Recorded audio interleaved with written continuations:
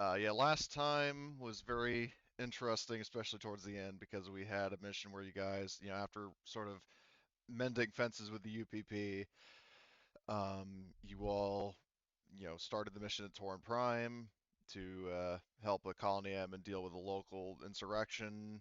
And then you found out that the insurrections were just desperate colonists trying to survive, and that the Colony M was basically a corrupt tyrant.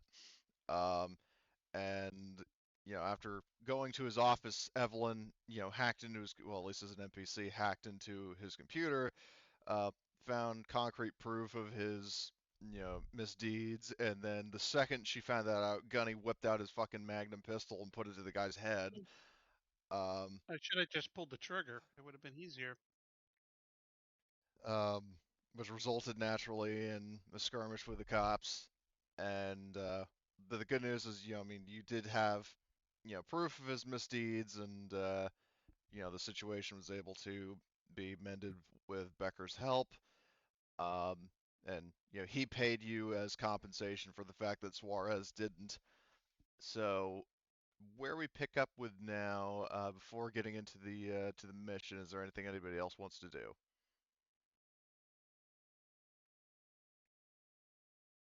I'm all good here.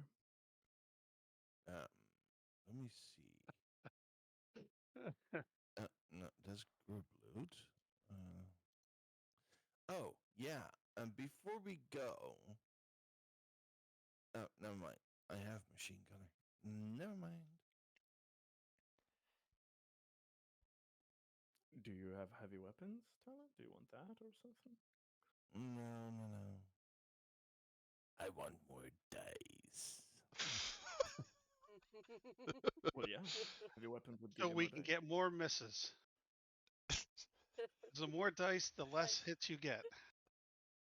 I shared with Marty the tale of PFC Donald Nelson, the brutal.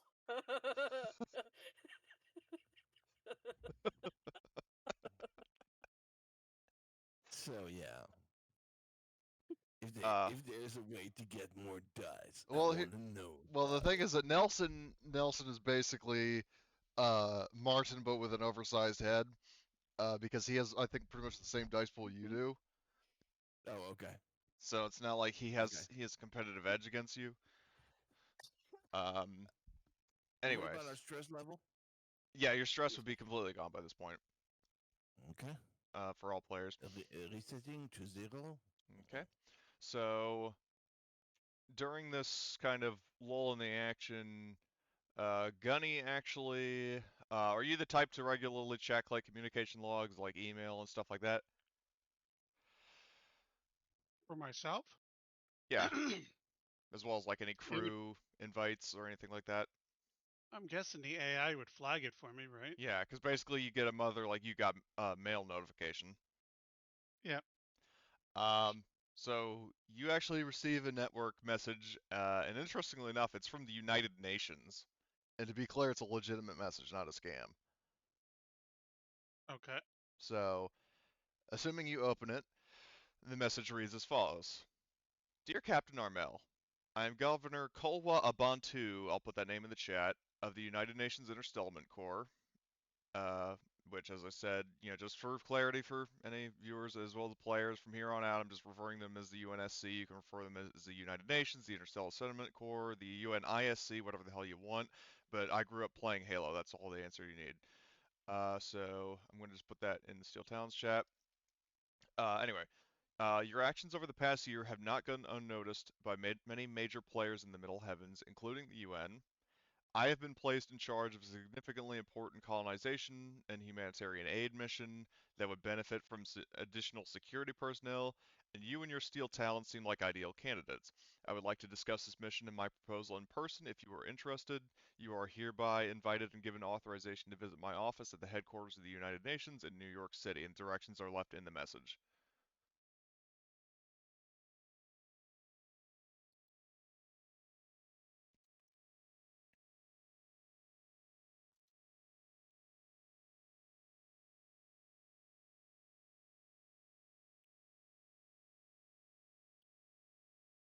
Tom? Yes. I mean, I what thought is there was a message. I was waiting there? for a pop-up. Sorry. Oh, I well, thought there was another. that's what I just read. Oh, okay. I mean, it was short enough A to the message, point where Archer. A it was short message. enough to the No, I point thought where you I just ended with it. It came through when you said a oh message. I was no, expecting that there was more information. well, I meant like the message I just read. Like basically, Governor Abantu provided directions to where you need to go. Oh, And because I okay. don't actually have like literal coordinates, it's basically just a hand wave. Yeah, you know where you're supposed to go. Okay. So Okay. I'll message him back and saying thank you for the opportunity. Uh, we're on our way. okay. So and I'm also assuming that you probably would have just returned to Seoul after the endeavor at Torin Prime. So just move the Steel Talons marker here. Okay, so hold on. Okay, just looking at what Blitz said. You're Okay, like Tom. I'm like, I'll wait for a message to pop up. yeah. Um, so um, you make your way to the city that never sleeps, and you make your way down to the UN headquarters, which has not moved in the past 160 years. Um, you are escorted through the building by UNSC security officers, which are wearing light gray colored M3 armor and navy blue fatigues. Um, and after being escorted through the building, you're treated to a very fancy office with a breathtaking view. Um, Sitting at the end of a long, sleek white table is a guy of African descent who looks up and sees you all in the room. He smiles and says, "Welcome. I've been expecting you."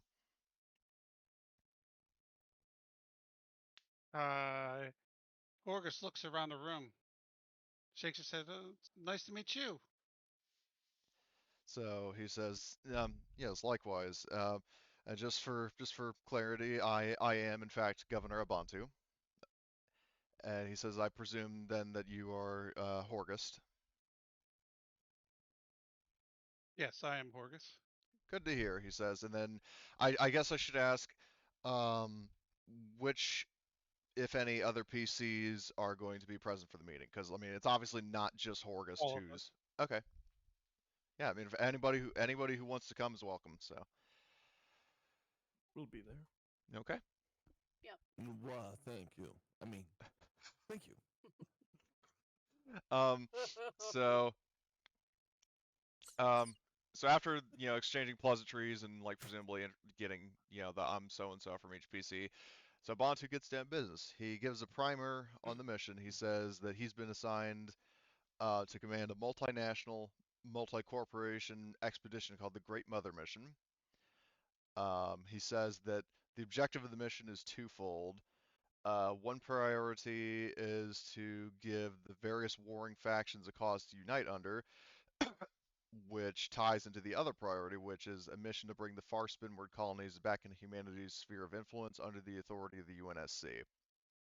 And then he says to you, as I'm sure you may know, um, the far spinward colonies, or as some call them nowadays, the Lost Colonies, were established by Wayland Corps in the 21st century, but an enduring period of dangerous cosmic activity like radiation storms and such in the 2110s and beyond severed the connection from the far spinward colonies to the middle heavens in an event called the Isolation. And he says now seems like as good a time as any to try to reunite humankind and bring aid to the lost colonies. And he looks around. He says, if you have any questions before discussing the contract, you have but to ask.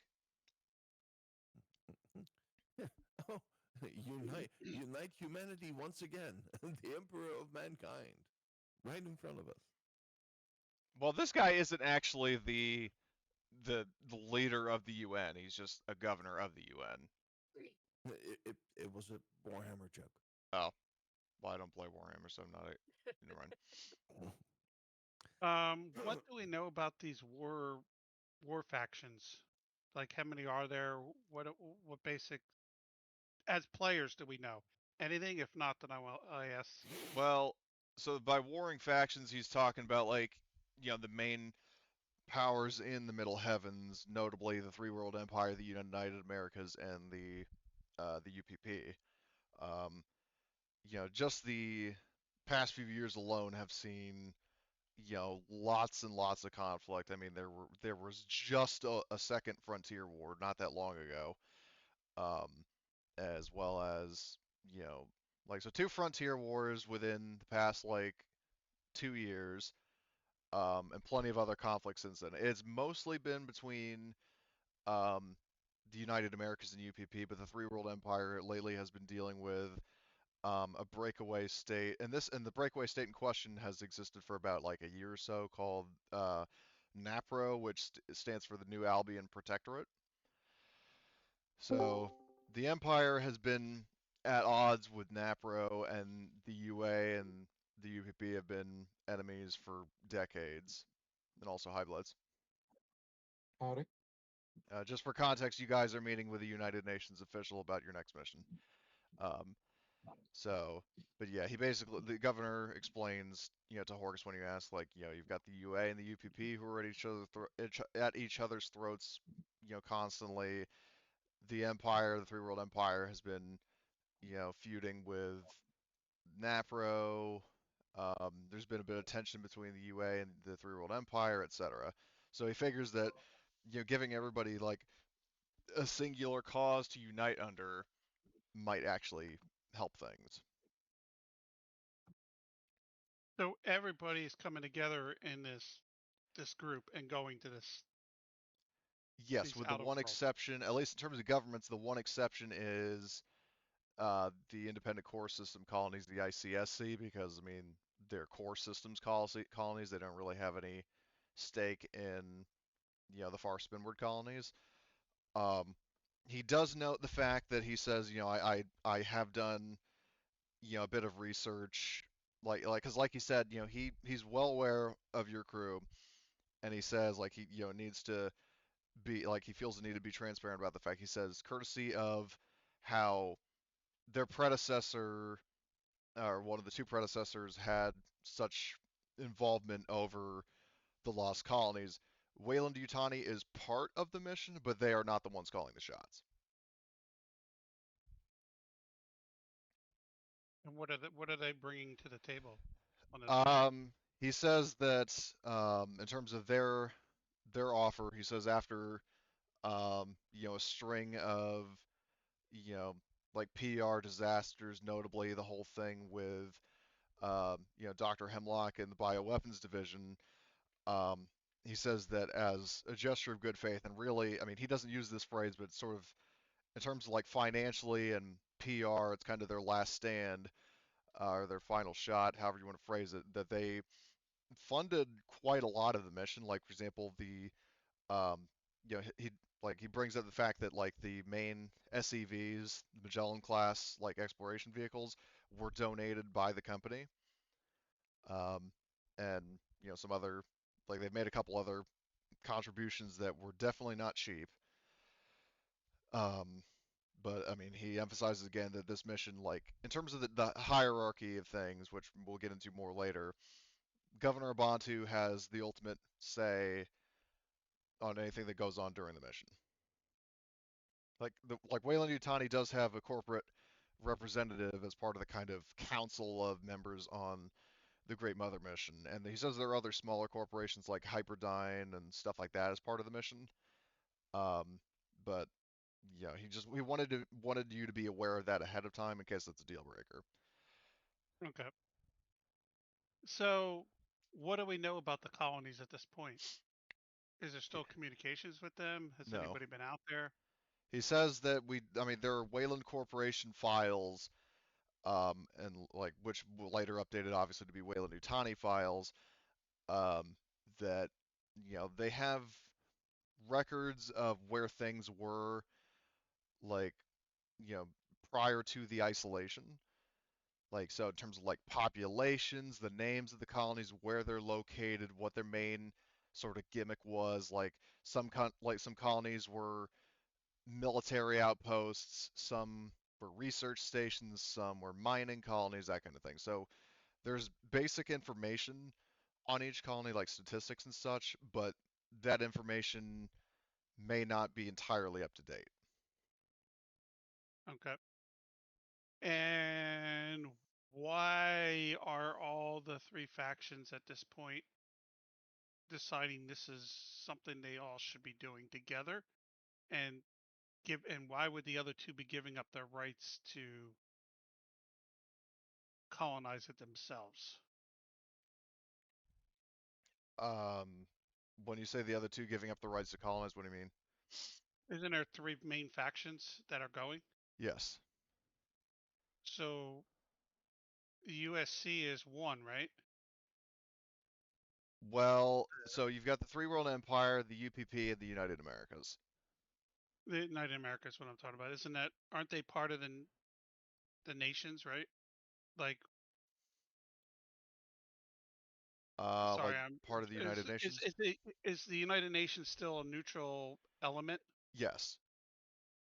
So they don't really have any real military force, so they could say they're going to be leaders, but what's going to stop one of these three Well, the going? UN Once does we, have its own peacekeeping force that has been reinforced by kind of a smaller, like there is actually, it doesn't appear on the star chart, but there is actually a fifth like coalition called the Central Confederation of Africa, and they were the ones responsible for kind of reviving the UNISC or the UNSC or however. So um, so but the you see what I'm CCA. saying? Is like, what's going to stop one of these other two once we go there and they find these planets, and if they're rich in minerals, and Well, is here's the thing: is is this going that to become a new frontier for them to fight over? well, the reason why everybody is part of this, because first of all, the UNSC has its own peacekeeping force, like it has its own military. Second of all, this is not a military mission, so it's not like, for example, the fucking the UA could send a bunch of colonial marines as part of the mission. It's basically they are representing the interests of each power block, and part of the reason why everybody's doing this is because the Lost Colonies, there is great economic value to be had in bringing them back to the fold. Like, for example, there was one colony um, that, in terms of just how much food, um, was being produced and sent back to the Middle Heavens, when that colony was cut off, it caused mass starvation. Okay. Well, yeah, that's what I'm trying to. That's what I'm trying to figure out is why are these? I look at them and tell them straight up. I said, you do realize that this all looks really nice at this point, but once we scout it out and figure out how much power these planets can provide Well, here's the these thing: is that these conglomerate, they're going planets, to want to take it. well, these planets are going to be provided, like these are going to be under the jurisdiction of the UNSC. In terms of what other colonies have to benefit, this is a humanitarian aid mission, but it is also a colonization mission to a sector that has plenty of uncharted planets. Um, so like the mission is prepared to do some colonization as well. So let me get this straight. These former colonies will be under United Nation jurisdiction, but Correct. everybody, all of the governments and companies will get a piece of the pie Yes. from those resources. Correct. And the uncolonized planets will be the ones that they can individually settle upon. Yes. Is that right? Yes. Uh-huh. Yeah, let's see how Yeah, well not that bad. goes. Yeah. I'm thinking to myself, let me give you a card. I'm going to be making cards and just handing cards out to everybody because I have a feeling after this all, they're going to need Merc units. Well, either way, um, Long-term contract inbound. So I yeah. will have a couple extra boxes of business cards made for myself before we leave. Because, yeah, this is not going to go well at the end. Well, I'll just be flat out Yeah. honest and say that the book, admittedly, from what I remember, what I was reading, it isn't really, specific on, um, like what each nation's involvement is if all the colonies are being given to the UNSC. So I just tried my best to kind of fill in the blanks. Yeah. No, So it's some idiot has this really bright idea, and it sounds really good on paper. But once you get a bunch of idiots like these dumb leaders that are power trips, and they see what the resources are there, and they're going to be like, "Damn, we took that over. We could have all those resources." Yeah, that's going to end up being another Well, forefront in the we'll cross future. that bridge when we get to it. I mean, I'm saying that out of character, but either Well, way, no, it's probably not part of the module. It's probably right? it's just what if it was a Yeah, campaign and you were starting off with this, that's where it would lead to. yeah, I agree. Right. Anyway, Not to um, Yep. mention trigger happy mercenaries. So well, how many warships are going? um, yours if you accept the contract. Yeah. Are there any other are any of the three providing, and the corporation provided the exploration ships, but what other warships are there besides us? That's the thing, because it's a humanitarian aid mission. You know, like it's not a military operation.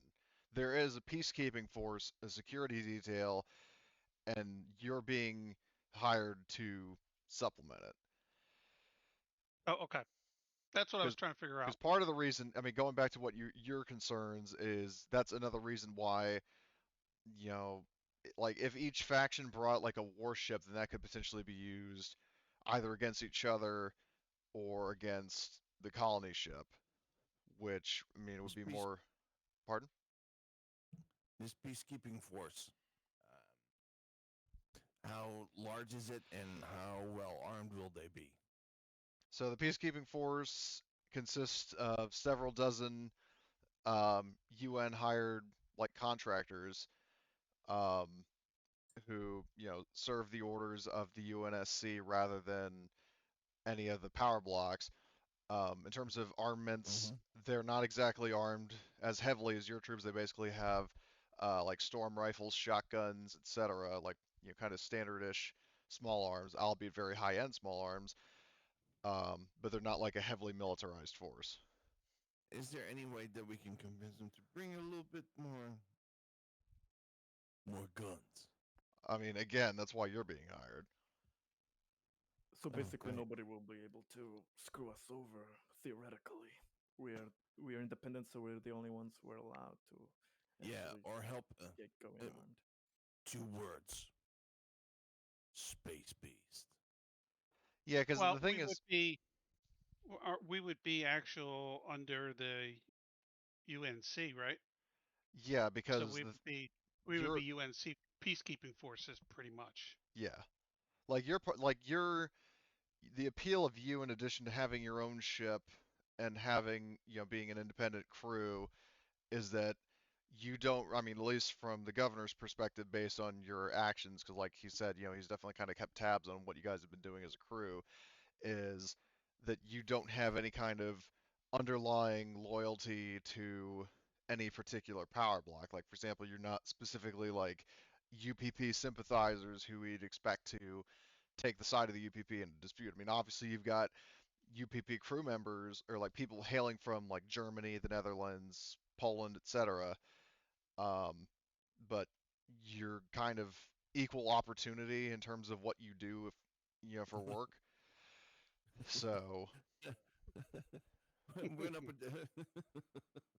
what are We you talking? hate everyone. Yeah, hates everyone equally, pretty much. Um, so yeah, that's why the governor is saying that you guys would make ideal candidates for the mission because at least from his perspective, you don't seem to have any kind of you know bias towards any of the particular feuding super nations. And he says, I mean, obviously, correct me if I misinterpreted that, but Oh no, we are a mixed bunch, it seems, and we will. Money overrides everything. Yeah, because ours and our crew, we're pretty much all three, aren't we? yeah. Yeah. I mean, in terms of I the mean, PCs, in terms of the PCs alone, it's more or less an even mix of like you've got Gunny Horgust, Agnes, and Kung Fu Arthur from the United Americas, and then uh, Evelyn, well, and also 2 Face Tobias from the United Americas. So you got 4 from the UA and then 2 from the UPP. And then as for NPCs, that's where it gets even crazier. Yeah. I mean, we're and the FBI is part of the where we're from, right? The FBI is a department of the United Americas. Yeah. I mean, we would probably favor them more than anybody, but I wouldn't tell them that. Right. That's for us to know. Yeah. Yeah. I would agree with them. I'd be like, yeah, it's who pays us and who's not trying to cheat somebody else. Yep. Do you have any other questions before discussing the details of the contract? When is one of this those. taking off? Um, is in terms of like we'll get into the specifics of that in a bit, but just the cursory quick version is that there isn't. IGM don't have a specific date. Um, but I'll basically say that in terms of like if you want to make any time for like a black market run, then you'll have time for one before the mission sets sail. All right, If because I there's still anything like to needed. try to get that extra back. I still want to get that extra APC because Yeah. if we lose our APC, I want to have an extra. Well, I will note, and then another thing again, I'll say kind of preemptively, is 2 things. The first one is um, that the colony ship. It's like this gigantic colony carrier called the UNCSS Ionla has fabrication modules on board. It does not like it's not a military ship. Like it can't fabricate literally anything in the game. But what I will hint to you is there may be alternative means of getting other stuff once you go there. Okay. But Like I won't if spoil we what it is, needed, but if we needed parts to repair stuff, they could replicate parts. yeah, they can make like ship parts and That's the things big like thing. that. Yeah, that would be the big thing. Yeah. Oh, we got plenty. We got plenty Yeah. to repair stuff in our storage. Yep. So in terms of, I mean, yeah, you'll have time for one black market trip to try to get another APC if you so desire. Um, but anyway, in terms of if you're ready to discuss the specifics of the contract, then we can do that. Yeah, let's do that. Okay, so he will look over to, like, because he has the PDAT in front of him, he looks over to one of the UNSC security troopers in the room because there are, guards in the room. And the guy basically walks over, takes the PDAT, and hands it over to you. So in terms of specifics of the contract, so your main responsibility is to serve as both general security as well as the security detail of one of the SEVs called the Solovetsky Island. You won't be captain of the Solovetsky Island. You are under the authority of its captain, but above game, just for clarity ahead of time, you'll have operational freedom as PCs, but we'll get into the specifics of that later. In terms of what your crew is actually doing, you're going to be one of a few teams surveying the various colonies that were established prior to the isolation. So once you've completed all the expeditions that the Solovetsky Island has been assigned, you'll be paid. And in game terms, it basically means you get paid once you do all the missions of the story arc. And now as for mission parameters, the Solovetsky Islands mission is to establish contact with the far Spinmore colonies, provide humanitarian aid as needed, and recover the colonial records for the colonies in the form of long data disks. Your specific task is to ensure the safety of the crew and completion of the mission objectives, which also means not preventing the Solovetsky Island crew from completing their task. And an example is that asking all of them to stay on the ship or in orbit is the captain's decision, not yours. And the Solovetsky Island is meant to land on a planet and be used as both a research station and a base of operations. And what this means in specific game terms is that the humanitarian aid part means that if the colony has some sort of problem or dispute, whether it's an inter-colony dispute or a hostile invading force or whatever, you are obligated to solve it to the best of your ability. So basically, I don't feel like it is not acceptable, nor is going, okay, we got the disc, let's go. So the only exception in the first part about saving the colonies is if the situation is something you simply don't have the ability to solve, like if the colony is being swarmed by hundreds of aliens, or there's a natural disaster that's about to annihilate the colony or something like that. Do note while I'm this going is to intervene. what's up? Natural disaster. I'm going to stop that. You probably could. So Not you're gonna saying lie. like basically if like there's an asteroid about to wipe out the colony that you'll swing your shovel like a baseball bat and deflect it?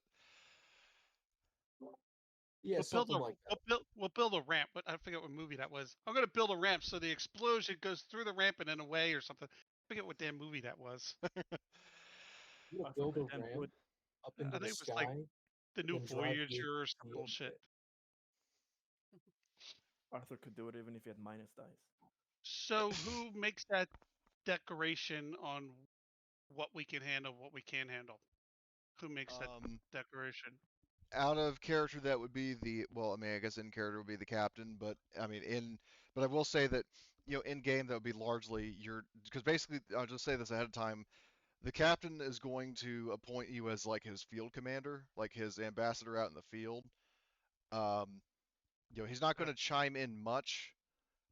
There may be times where it's sort of like, hey, player, focus kind of deal, but other than that, I mean, like, it's not going to be like you're following orders from an NPC all the time. It's basically going to be like, yeah, I mean, you go out there, the safety of the crew is your responsibility, but like, as players, you get to play through the module and make your own choices. Okay. So, like, And that ship that's going to land has its own peacekeeper force that could. We don't have to. We don't have to defend that ship. They have their own peacekeeping people it to defend that, right? doesn't. It has some security personnel, but it's the kind of thing that you're being assigned to that ship as as a security detail. So whether that means you leave a couple of NPCs or one of your squads or whatever to guard the ship, like that's up to you. Like you have the resources, so you allocate them as you see fit. All right. Now, is our ship in their ship, or our ship travels with their ship? So when they land, we land. I think our ship is bigger than, and I mean, from what I understood, our ship can actually contain a Sulaco. So Well, it's no, no, pretty no, big. no, no. Your ship is a Sulaco.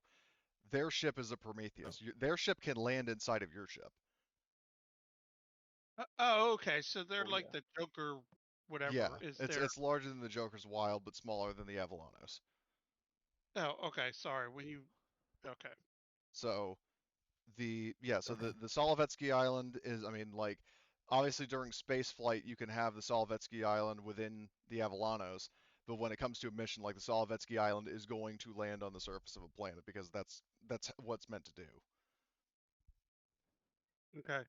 Now, will they go down initially, or will they allow us to go down, scout a landing spot, then have them come down? Or are Um, they coming down with us no matter what? they're coming I down with think Without because it, that's their job. I think we right? can tell that once we come out of hypersleep. Yeah, because the smarter thing would be let us go land, secure the LZ, and then have them come down right behind us. But Well, I mean, if having you them want to come do down, that, if you want to do that that, you yeah, can, but I'm saying one way or okay. another they're going to land. Yeah, I'm not saying not to land. I'm just Okay. saying let us secure the landing zone before you come to hell down with it. Yeah, land once it's safe, not in smack them in the middle of a horde Yeah, of whatever. especially when we don't know what we're going into. Right. And I will note that you can, I mean, potentially like scan a planet, search for radio signals, that sort of thing, um, while you're in orbit. Yeah. So you know if there's a presence like, land here or something like that. But I mean, Okay. obviously, that specific approach again is up to you. Okay. Um, anyways, moving forward, so he says that once the Ianla departs, you won't be able to go back to the Middle Heavens, since for one thing, it would be a very long trip to get there. Like, even with your FTL rating, we're talking several months at the minimum. And you'd also effectively be abandoning the mission and the contract, which would be problematic. As far as policies go, and also just to add an addendum to that thing I just said, again, just for clarity, you may not be able to go to black markets in the Middle Heavens, but like there will be alternatives in this scenario. Um, Okay. you just have to kind of, you know, get to know people, explore, and find them. um, anyways, in terms of policies, you are beholden to the laws and regulations of the UNSC as contractors, as well as the chain of command. So, to answer the second part first, the Great Mother mission is under the authority of Governor Bantu, the guy you're talking to. you personally answer to the Solovetsky Islands captain Ryan Richards, and both of you answer to Gaius, the captain of the UNCSS Ianla. And the Ianla, again, is the colony ship that serves as the mission's mothership.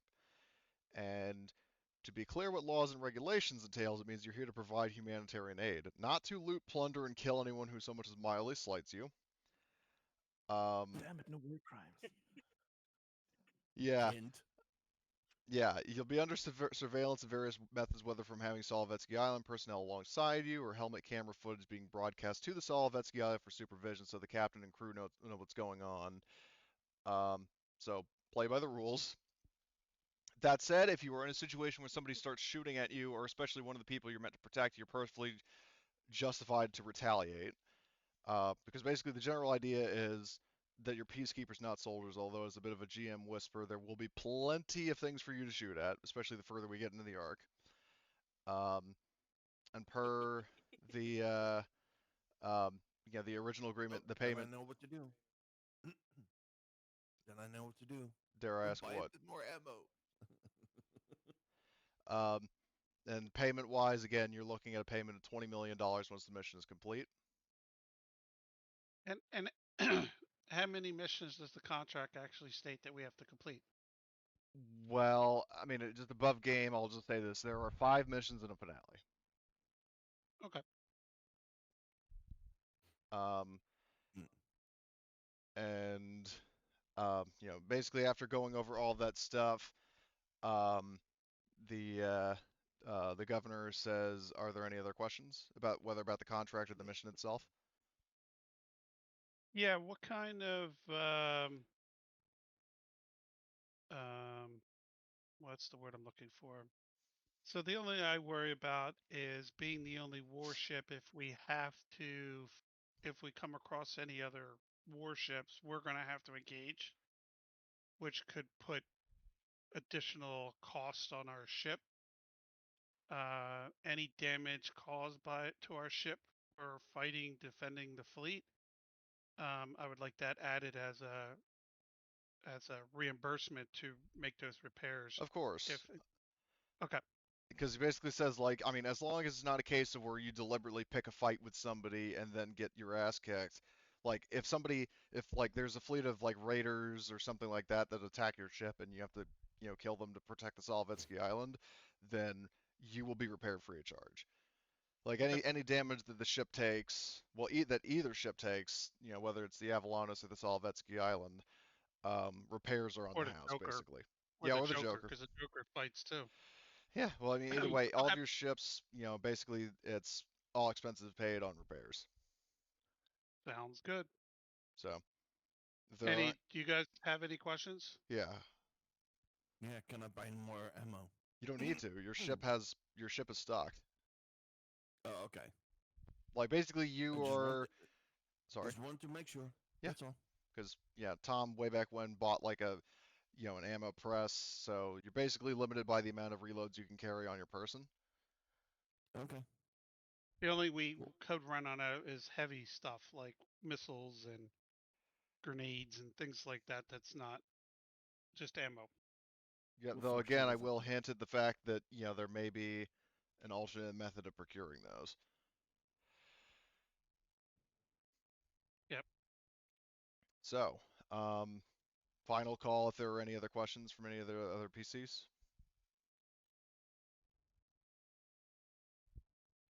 not here. Okay, I'll take that as a no. So Governor Abantu says, well, whenever you're ready, you may sign, referring, like, gesturing to the contract. All right. Um, and so basically, he says again that, if you need to make any last minute shopping trips, you have until, like, insert date here, which basically in game terms again is like, you got time for one trip, and then after the trip, the ship leaves. So, I mean, yeah. So he thanks you for your involvement. He says, I'm looking forward to working with you and your crew and, you know, having everybody unite under this one mission to, bring the Lost Colonies back into human space. So, yeah, he says, if there's nothing else, then you are free to leave. I'll stand up and go and shake his hand. Yeah, he shakes his hand, gives you a friendly smile, and yeah, if then there's nothing else, then he sort of gestures the door. You may leave whenever. So I mean, Alrighty. obviously does it politely, but okay. So yeah, is there anything you guys are going to? I mean, any shopping trips you want to make? I know Tom said you want to look for another APC, but Yeah, but I'd like to try to do some preliminary checks to find out if anybody knows where an APC is, that they've seen an APC. So that means I would contact Decker and see if the Decker. FBI. What did I say? Decker. You said Decker with a D. I keep calling him Decker. See if the FBI has um, seized an APC from anybody and looking to sell one, or if they know of anywhere that might have one. Well, But I'm looking more for the seizing. And then I would also contact my other FBI ship captain friend.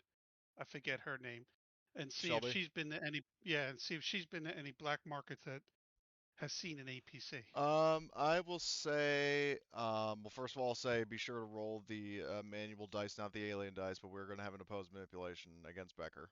So, Okay. and then if you succeed, then he'll have seized one. So let me look. Alrighty. Those are PCs. Where is? I think I'm 10, but she. I hadn't. She. Yeah. What's his? Okay. Skill is 10. The turret thing? You mean well, what is that called? The sentry gun? I think. Yeah. Yeah, we have Well, 6 of those. you've used it, I think, twice or more. Hmm. And I know Horgus has fucking 2 of them on his monster truck. Do you want to So push? if we ever need to pull them, oh yeah, I can push. Yes, remember to also roll the, well, you also have a roll 1DB, don't you mean 1DS? I Because you I shouldn't thought have it any, was DB. well, you shouldn't have any stress if this is your first roll. Yes. So roll 9d6 plus 1ds.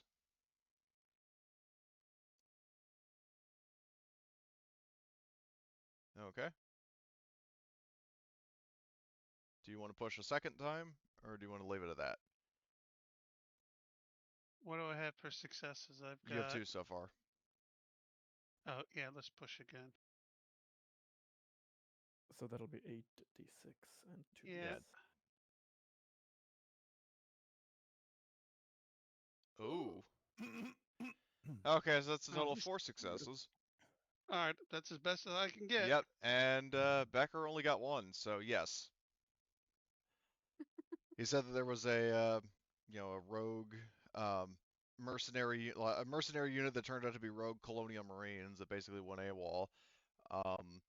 The FBI seized their APC that their unit was originally assigned. And what I'll say for the extra successes, because you got 2 beyond the initial, like, because he got 1, you got 1 on the first, then you got 1 on the second, so you beat the tie, and then you got 2 successes. I'll say he reduces the cost, because you are obviously going to have to buy it, but he'll reduce the price by 10%. Oh, I'd rather gain information if I can. Okay. What information are you looking for? Maybe Decker knows Becker. who is. God darn it! His name's going to be Decker from now on. I'm going No, to it's just not. tell you that now. I'm just going to call him him.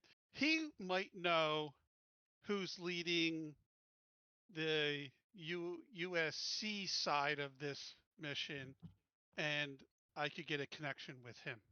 Okay, so if you want to know who is leading, well, first of all, let's resolve the APC first. The APC Okay. M577 would be 500K. Okay. So what I'll do is I'll duplicate the party APC, and then I'll add number like #2, And then, Yep. so basically, got two of them. And I got it then, written down. I haven't reduced money because I'm figuring we're going to be buying more shit. So okay, well, I'll just add it up and take it off. We got plenty of money. yeah. As for information, so you want to know who's leading the UA component of this? Yeah, and maybe Beck. Oh, you got it right the Becker, first time? good.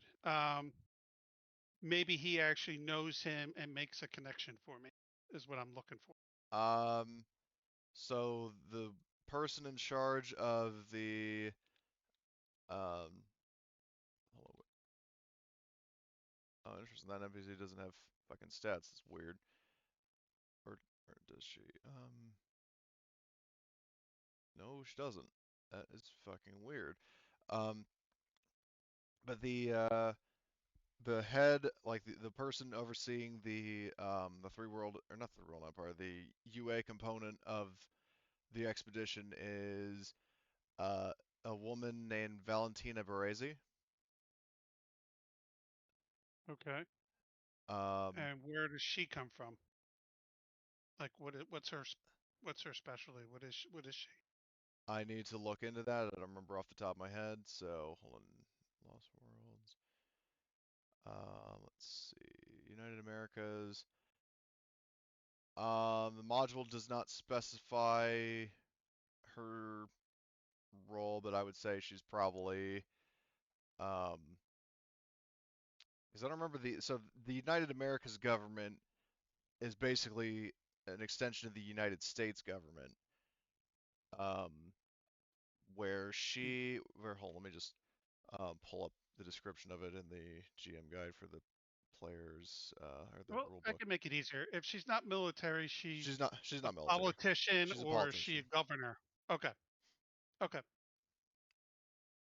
Like she is so yeah, the United Americas government is and it's essentially the government of the United States of America, and as such is run by a president, vice president, and a Congress representing all member signatories. So um, she is basically, I would say, because I mean, probably like a governor or equivalent thereof, um, who was promoted from like service on Earth to serve as the UA's government, like the governor of any UA colonies, like whether that are founded or pledge allegiance to the United Americas. So yeah, she is a politician. Okay. I will note as an extra success, oh, and it's ironic because the player isn't here, but she does actually. Okay, yeah, if you want to learn it now, then you can have Martin or whoever teach you. Um, is she does have a military advisor who is part of the mission, and that is actually Two-Face Tobias's dad, Oh, Robert we've met O'Connor. him before, right? Ooh. No. Or he's met him. I couldn't remember if we were Well, I with mean, him of or course not. he's met his own father. No. Like, but a few sessions ago he met him, but I can't uh, remember if we were with him or not. no, Tobias. First of all, Ghost has not been here in a few sessions, but Well, I mean, like in the past, I remember him. Or I was it? don't. Or was that the other module that he met his dad too? Somebody T- met his dad at the Tobias's base. father at the what? At the base. But I thought it was this game. Okay, that doesn't No, matter. it was you're thinking of Interstellar Marines. Okay, that's what I was thinking. Tobias did Okay. meet his dad in Interstellar Marines. His dad has not appeared in Steel Talons until now. Okay. So you do find out basically that yeah, the leader is the United Americas contingent is Valentina Baresi, and her military advisor is Colonel Robert O'Connor. And what does Tobias be able to tell us about him, about his dad?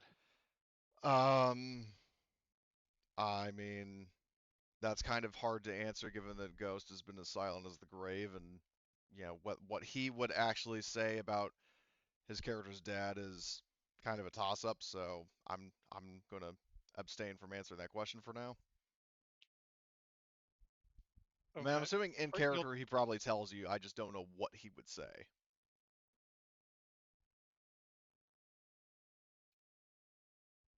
I mean, the only thing I'll say what you ascertain is that Robert, if I didn't already say so, he was a member of the Colonial Marine Corps.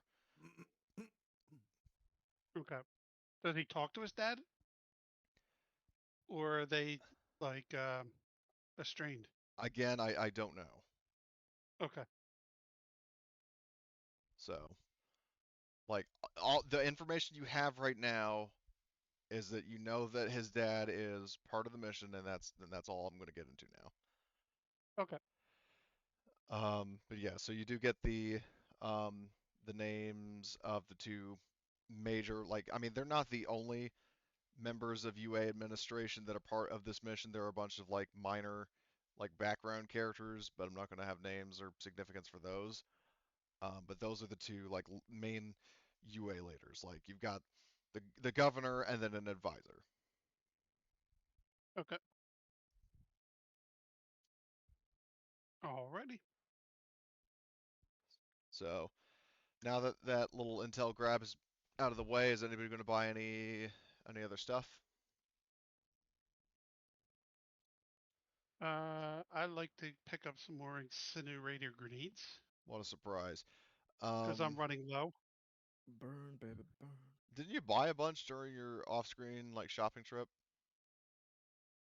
I don't think so. You asked me to buy some, and you know, the party went along we- like an hour-long shopping spree.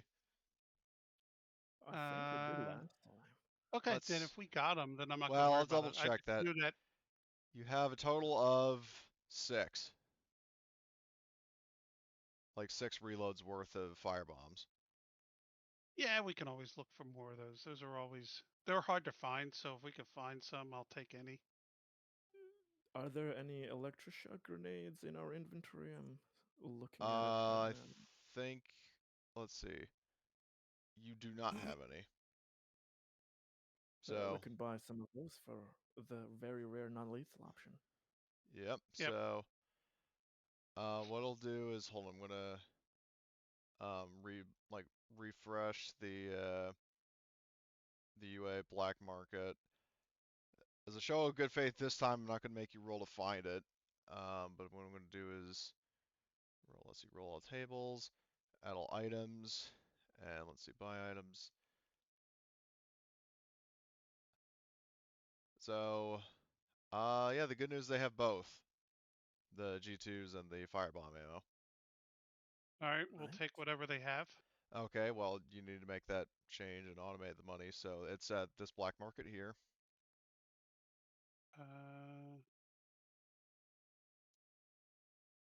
Wait, did you put it on the screen? I didn't pop it out, but you should be able to just go up to and double click on it. All right, it's been a while since I've done black market things. Okay, so basically, your token should be adjacent to Actors. this. That one right there. And then if Okay. you double click on it, you should be able to open it. And then what you're looking for is the U4 QTC firebomb ammunition and the G2 electroshock grenades. And obviously, if there's All anything right, else you want to buy, you can do that. so wait, they have 5 of those. So where is?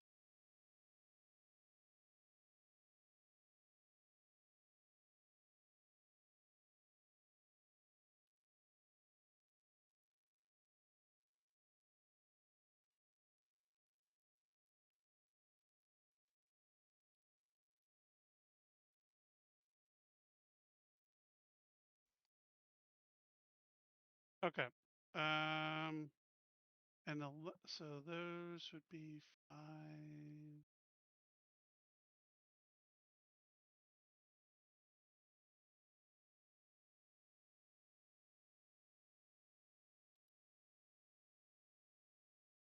Okay, where's the lecture?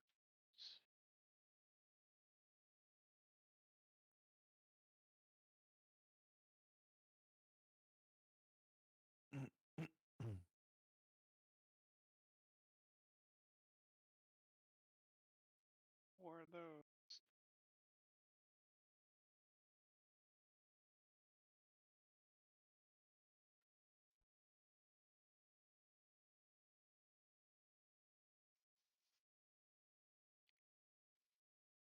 Alrighty.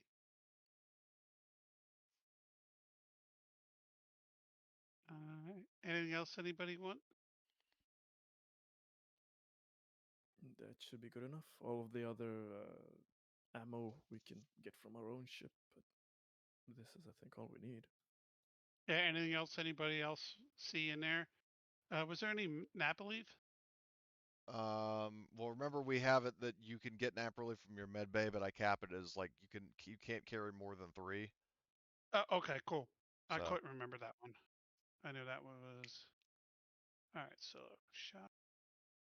Drugs and guns. yeah, that's definitely a winning combination, especially for this crew.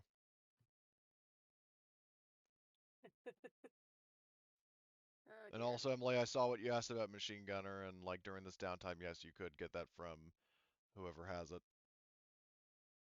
Awesome. Thank you. Like I think Martin has machine gunner, so. Yep. Actually, yeah, no, I know for a fact he does. I don't know why I said that. Yep. I will add it to my sheet. Okay, spend the XP and it's yours. Okay, so final call. Is there anything anybody else wants to buy from the specific black market? Just let me double check. And also, don't forget to tally up the money for the APC.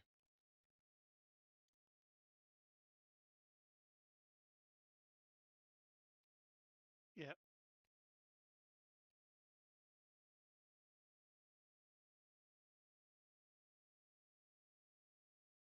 Do we have breaching charges still? I think Yeah, so. need to see that. Okay. Let's take a look. You I don't remember have ever using them. a total of 4. Okay, yeah, we don't need more. Then Right. yeah, I think the only time you've ever used breaching charges was when you blew up the reactor in Dr. Hemlock's lab. Oh, we've got so many mines. I forgot about that. That's lovely. Yeah, Horgus wanted to buy them all, and Summer may or may not have taken one and nearly caused a gun avalanche in the process, but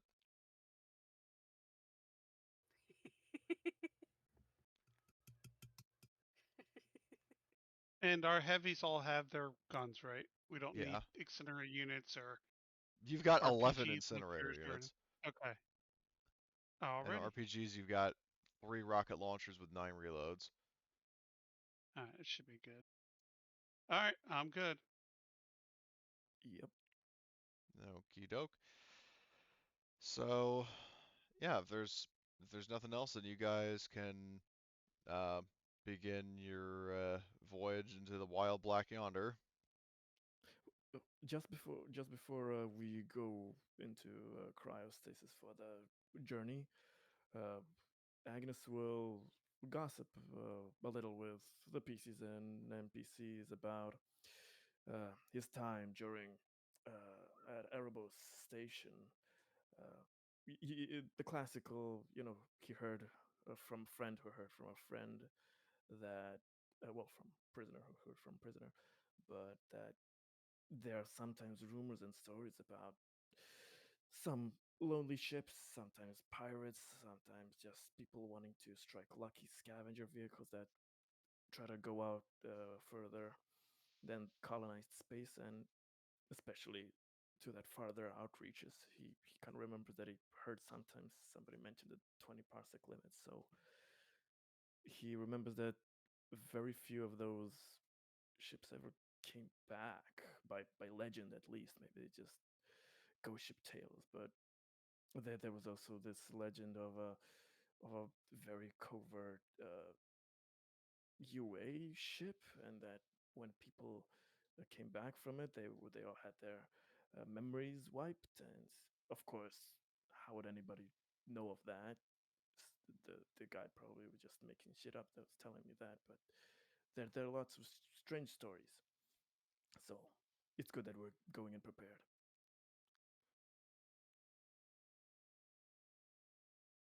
I just know with Horgus is in terms of it's going to be turning into that like Penguins of Madagascar alliance. Like I don't think they can be reasoned with. Well, neither can we. Or something along the lines of just with the amount of guns I have or something. But anyway, um, so yeah, um, you venture off. Your ship like docks of the Yanla. You all go into cryosleep. So 102 weeks and 5 days later, um, you come to hyper sickness kicks in, and for the next 20 minutes you wish you were dead. Which, speaking of which, by this point, I know it's drastically contrary to what I just said, but you would definitely recover all of your stress. I hate this job. Yep, that you do, Frost. Um, an hour later, after getting your shit together, you're ready for the post-arrival briefing. You and the rest of the crew file quietly through the airlock, board the immense UNCSS Ayanla, where you eventually take your seat in the very spacious mess hall alongside your fellow pioneers. The room buzzes with conversation. 100 voices all talking about the same things. Have we arrived? What news from home? This coffee is still shit. Uh, during Never change. breakfast, during breakfast, while you were all seated in the mess hall, you get some company. So Mike comes over, and he's holding a cafeteria a tray with what he calls the 3 Bs: beans, bacon, and beef jerky. Um, and he's got several other hillbillies trailing him. And Oh, looks like you brought friends. yeah, he says that some members of the Reynolds clan joined a colony mission to secure space for redneck kind. And he specifically invited his cousins Maneater Michelle, Slay 'em all Samantha, and his brothers Racist Randall, Jesus loving John Luke, and Clueless Cletus. Miss Maneater, hello to you. Oh my Well, god. Wink. so he said it's an even mix of men's and women's. He says, like, with holding 5 fingers up, and they's all the best candidates for this mission. And they're all my cousins, and they're all married. Well, 2 of them are his cousins, and the other 3 are his brothers. And he says, I brought my cousin Maneater Michelle on a mission as my apprentice, so she can run over people in this sector of space while I'm back at the farm after the mission. And then Maneater Michelle says, Mike, are these fellas your friends or breakfast? And Mike's like, Michelle, just wait. There'll be plenty of yuppies for you to chow down on once I run them all over. I'm liking boy. the shot. Man, I can't wait to get back into the carnage. Ooh boy. And then Randall has his arms crossed. He has like the thing like like a trucker hat and weed in the corner of his mouth. Says, y'all ain't hardworking country folk like us. That makes y'all different. I hate the unfamiliar. And he just like walks off. And the rest of the Reynolds colonists follow him, including Mike. So. Reynolds. Good to know that somebody wakes up a bit better than we do. And I'll say this much. Well, is there any, after that little spectacle, is there anything anybody else discussed before you get potentially another visitor? When you were saying we got company, Agnes was hoping with the Arcturian kind, but never mind.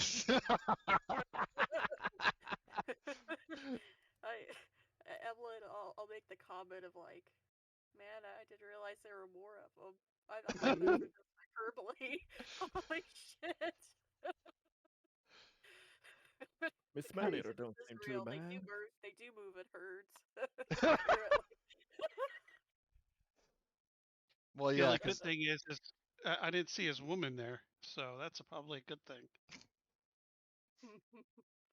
well, yeah, but the bad thing is that this sector of space is doomed, and it would give it a few decades, because the Reynolds clan has set up a colony. It's good to know that it'll be assimilated to the rest of the region quite well then. Hi there, boys. We're your new neighbors. And then they just pack up and leave the colony. Yeah. Yeah, it's like fuck the Lost Colonies. Let's go back to Earth. But anyway, so after the Reynolds clan departs, Gunny is in particular. You're actually approached by. Let me just find his. This dude. Let's see if you character art. So, you have this guy. Whose uniform tag identifies him as Richards. He sits down next to you with a subdued smile and says, am I to gather that you're Commander Horgust? That'd be me. And he He offers you a hand to shake. He says, "I'm Ryan Richards, captain of the Solvetsky Island. I've heard a lot about you and your crew, and I'm looking forward to working with you all further." It's good to meet you. So, Don't know much about you. Why don't you tell me about yourself? so Experience have he's you had? pardon. Tell me about your experience. So he says that he was in the so he hails from the UK, and then he was previously because I mean admittedly I didn't think that far ahead, but there's I had a lot to unpack working on these missions, just so you know. So, but I will say that let me get back to you on that, but he will tell you a little bit about himself. Um, he's from the Three That's a World Empire. little young. That's why I asked. Well, He he's looks in his 30s, so um, he's decent age. He's not especially young. Um, but he'll be have an idle chat and get he I mean he's very transparent with you about the stuff he's done, who he is, why he's on mission, that sort of thing. So I don't have the specifics of that, but just take me on my word for that. okay. So while you are chit chatting, you all hear you hear like the dialogue around you kind of simmer down, and you see Governor Abantu stand at the front of the mess hall and calls for quiet, and he gives an announcement. So he says, "First, I have some good news. We have all arrived at the fringes of the far Spinward colonies without a hitch. Home is now more than 30 parsecs behind us.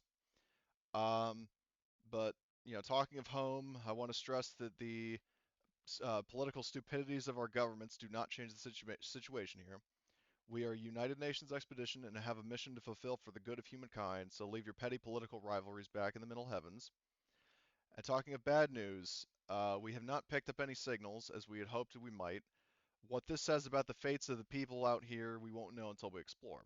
But as a precaution, for now, we will keep 2 of our SCVs with the Yanla and send only 2, Typhoon and Solovetsky Island, to reconnoiter the old colonies. Good luck, everyone, and please be careful out there." And there's a moment's silence, and then there's some discussion, and then pandemonium breaks out right before you. You hear, and I'm going to emphasize this is written in the scenario, and it's the first kind of warning shot that um, I definitely had to do a lot of improvisation, given that this is kind of the norm for a lot of these missions. Yeah, the woman that was mentioned to Gunny by Becker, Valentina Baresi, leaps to her feet, points her finger at a UPP general, Norlin Ozolinsky, because as a side note, like some of these, I'm willing to say some of these names because you would have been given like a roster of who all is in the mission. So there's the UPP's like main guy is a dude named Nerlin Ozolinsky. Um, so she points at him and says, "We can never trust you, UPP bastards." And Ozolinsky basically like rises to his feet, kind of like Biff in Back to the Future in the diner scene, and other people start Shoots to it up and shout. down. And like so people start raising their voices and shouting, and then you see 2 people in the Three World Empire contingent, Colonel Buston and Lena Young Hee, of the Three World Empire. They try to intervene, and then they get into an argument about Napro. You see that there's this the company director of the mission, or well, representing Wayland Utani, Kamal Vartuhi, kind of leaning against the wall, or not really leaning against the wall, but sitting as like leaning against the table, smirking smugly, arms crossed. And Governor Bantu is desperately like flailing his arms, like trying to get people to shut up. You have at a table, like because I'm assuming there's probably all like very long tables. Somebody actually sitting next to you, named Electo Throop, who is a search and rescue captain that's been assigned to this mission, leans over and she says to you, "Didn't think I'd have to rescue people from inside the mothership." Yeah, I kind of figured it. I looked at Evelyn. Evelyn, can I get one of my boxes of business cards, please? And I'll take my box of business cards. And I literally, when the whole fighting's going around, I'm walking around to each one of them and say, "Excuse me, I'm Horgus. I figured you would need a mercenary company at some point in the future. Hello, I'm Horgus. If you need a mercenary company, here's my card. As the fight is going on, I'm walking around handing my business card to everybody and Forest introducing Armel myself. Security Counseling. Keep an eye on your security. Because I Never don't give a realized shit what that- these people do. But I just figure in the future they're going to need my services because they're a bunch of idiots. Yeah. I So will say that Evelyn is flabbergasted when you turn to her and you're like, "Oh, my business card, please." I never thought I was your secretary, Horgus. Yeah. But because Well, I'm you're gonna my say, communications person. I literally just pick somebody oh, random off my list. I'm gonna of tell you people. that no, if you think it's bad now, it gets worse. Because God, it basically turns into like a 22nd century revival of Jerry Springer show. Because like Horgus is around giving these cards, and that doesn't really seem like that. If anything, kind of aggravates the situation because people get into a fucking like there's like a mass brawl between lower ranked UA and UPP officers. I will note, Berezi and Ozolinsky, they're definitely yelling at each other, but they don't actually get into fights. Like into a fight with each other, but like there are several other people getting in like this like diner brawl, and as that's going on, well, I'll ask you this: Is anybody else trying? I really hope we're not supposed to try to de-escalate this, because The scenario gives you that option, but you're not mandated to. okay, good, because this is too funny. I said this was gonna happen, didn't I? Yeah. Briefly. And for I humorous love it. effect, like you have people like Jerry Springer style, so going UA, UA, UPP, UPP, like chanting on as there's this massive fight. I God. really want to go over to the dude that hired us and nudge him and go, "Did I not say that when we met back on Earth? Um, This was gonna happen, right?" yeah. What is That the will, is there peacekeeping forces here? Are they trying to de-escalate it, or what are they doing? Or are there even there any are forces UNSC here? security officers in the mess hall, and they are trying to kind of pull people apart, but with less than successful results. Horgus, should we get the electroshock grenades? Oh no, no, no, That's no, what I no, was no, no, no, no. debating. I was debating He just said jokingly, taking like jokingly. 6 of them and throwing them in the middle of it all, and then look at everybody and go after they explode and say, "Are we done yet?" But I figured I didn't want to be the enemy of everybody, so Yeah, that would be I'm a just very letting it bad all. idea. Remember what That's was one way said to unite them. multiple fucking I know. times. Hey, I'm being good. I'm being Okay. good. I thought about it, but I Yeah. was like, nah, I don't really want Yeah. to make enemies of everybody. Yeah, that's a good idea. So you're off to a very I good just start. gave them all my business cards to Yeah, try to get some more that's a better business. way. So. Yeah, that's a better way to handle it. So, you actually do notice there's somebody who is not part of the fucking melee who actually approaches you, Okay. and I will share his art or photo. So you see this fella. Oh, he looks like a shyster. Oh, I don't trust this A bastard. what? He's full of shit. Kind of tell you anything he wants you to do for him, and not pay you or put you in bad Well, situations. That's what that guy looks like. Sorry. um, so um, he approaches you, and he says in kind of a like, when I say gruff voice, I don't mean like I'm Batman, but he says, quite a display, wouldn't you say? I'm not convinced these missions shouldn't be Android only, if you ask me. And he hands you a data disk. He says, your assignments. I see little point in delaying your departure any further. I'll brief you in detail when you're en route.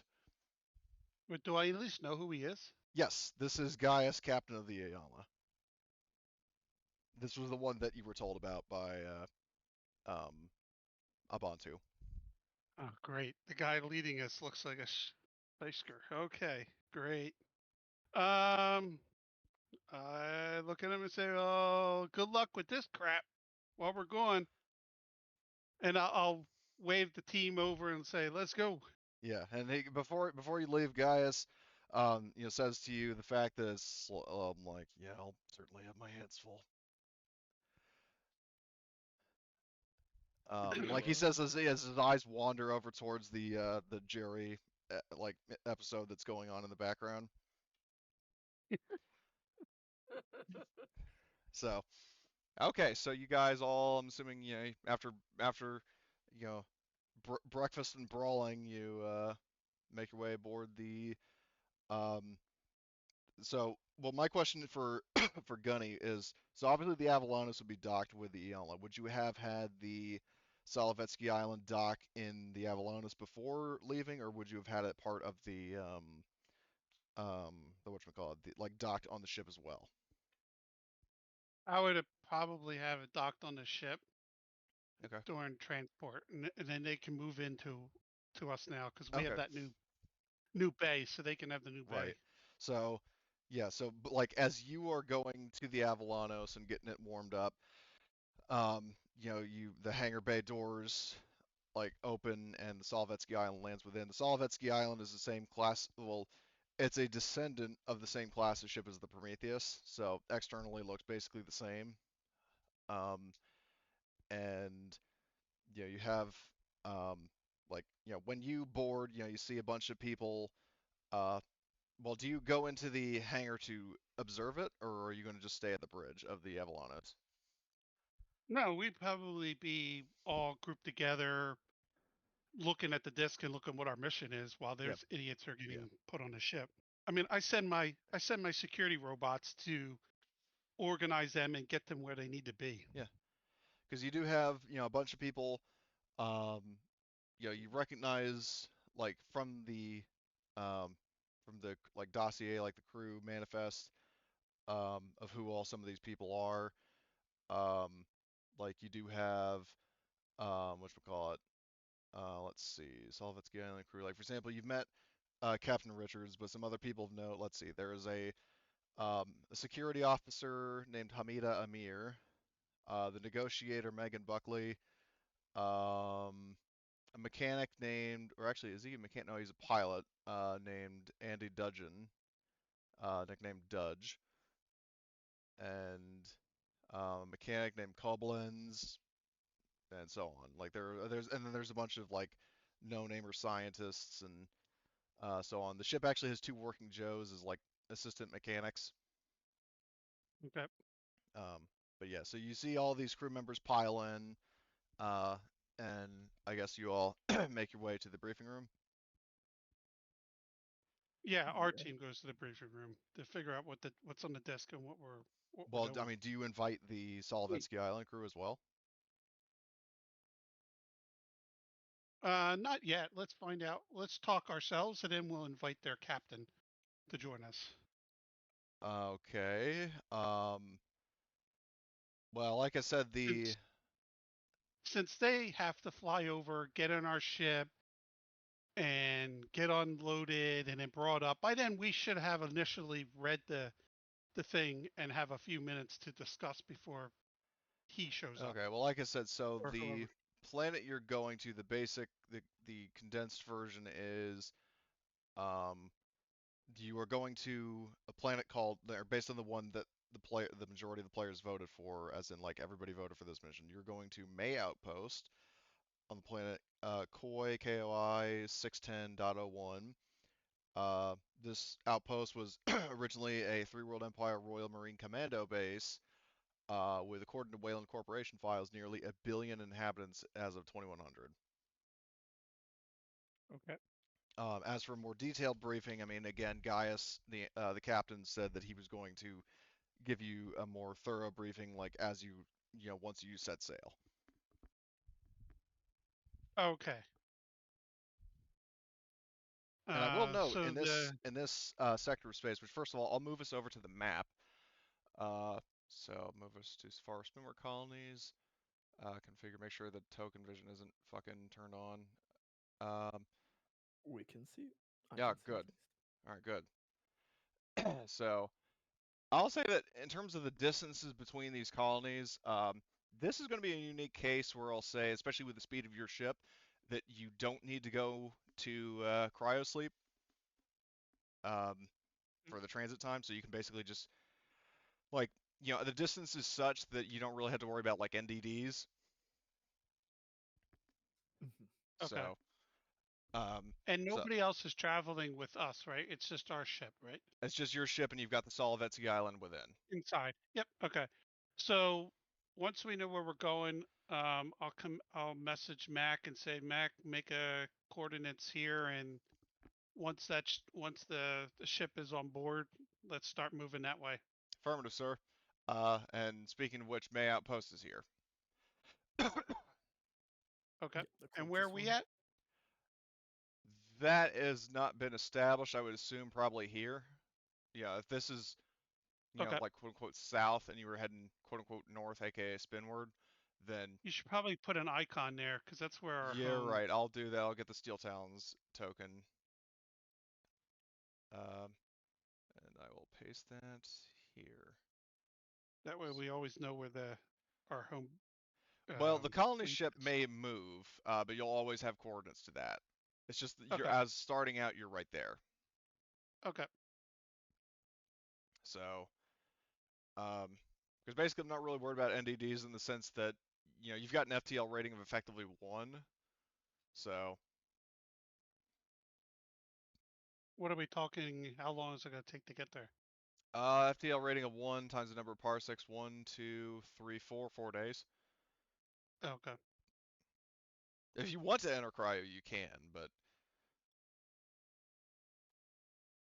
Hell No. no, for 4 days. okay. So we'll just wait for. What was his name?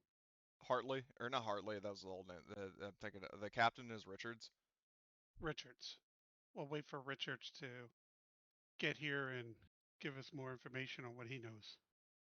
Oh, well, basically, what he knows about as much as you do. I think you're waiting for Gaius, the captain of the Ianla, to give you the briefing, Yeah, right? yeah, yeah.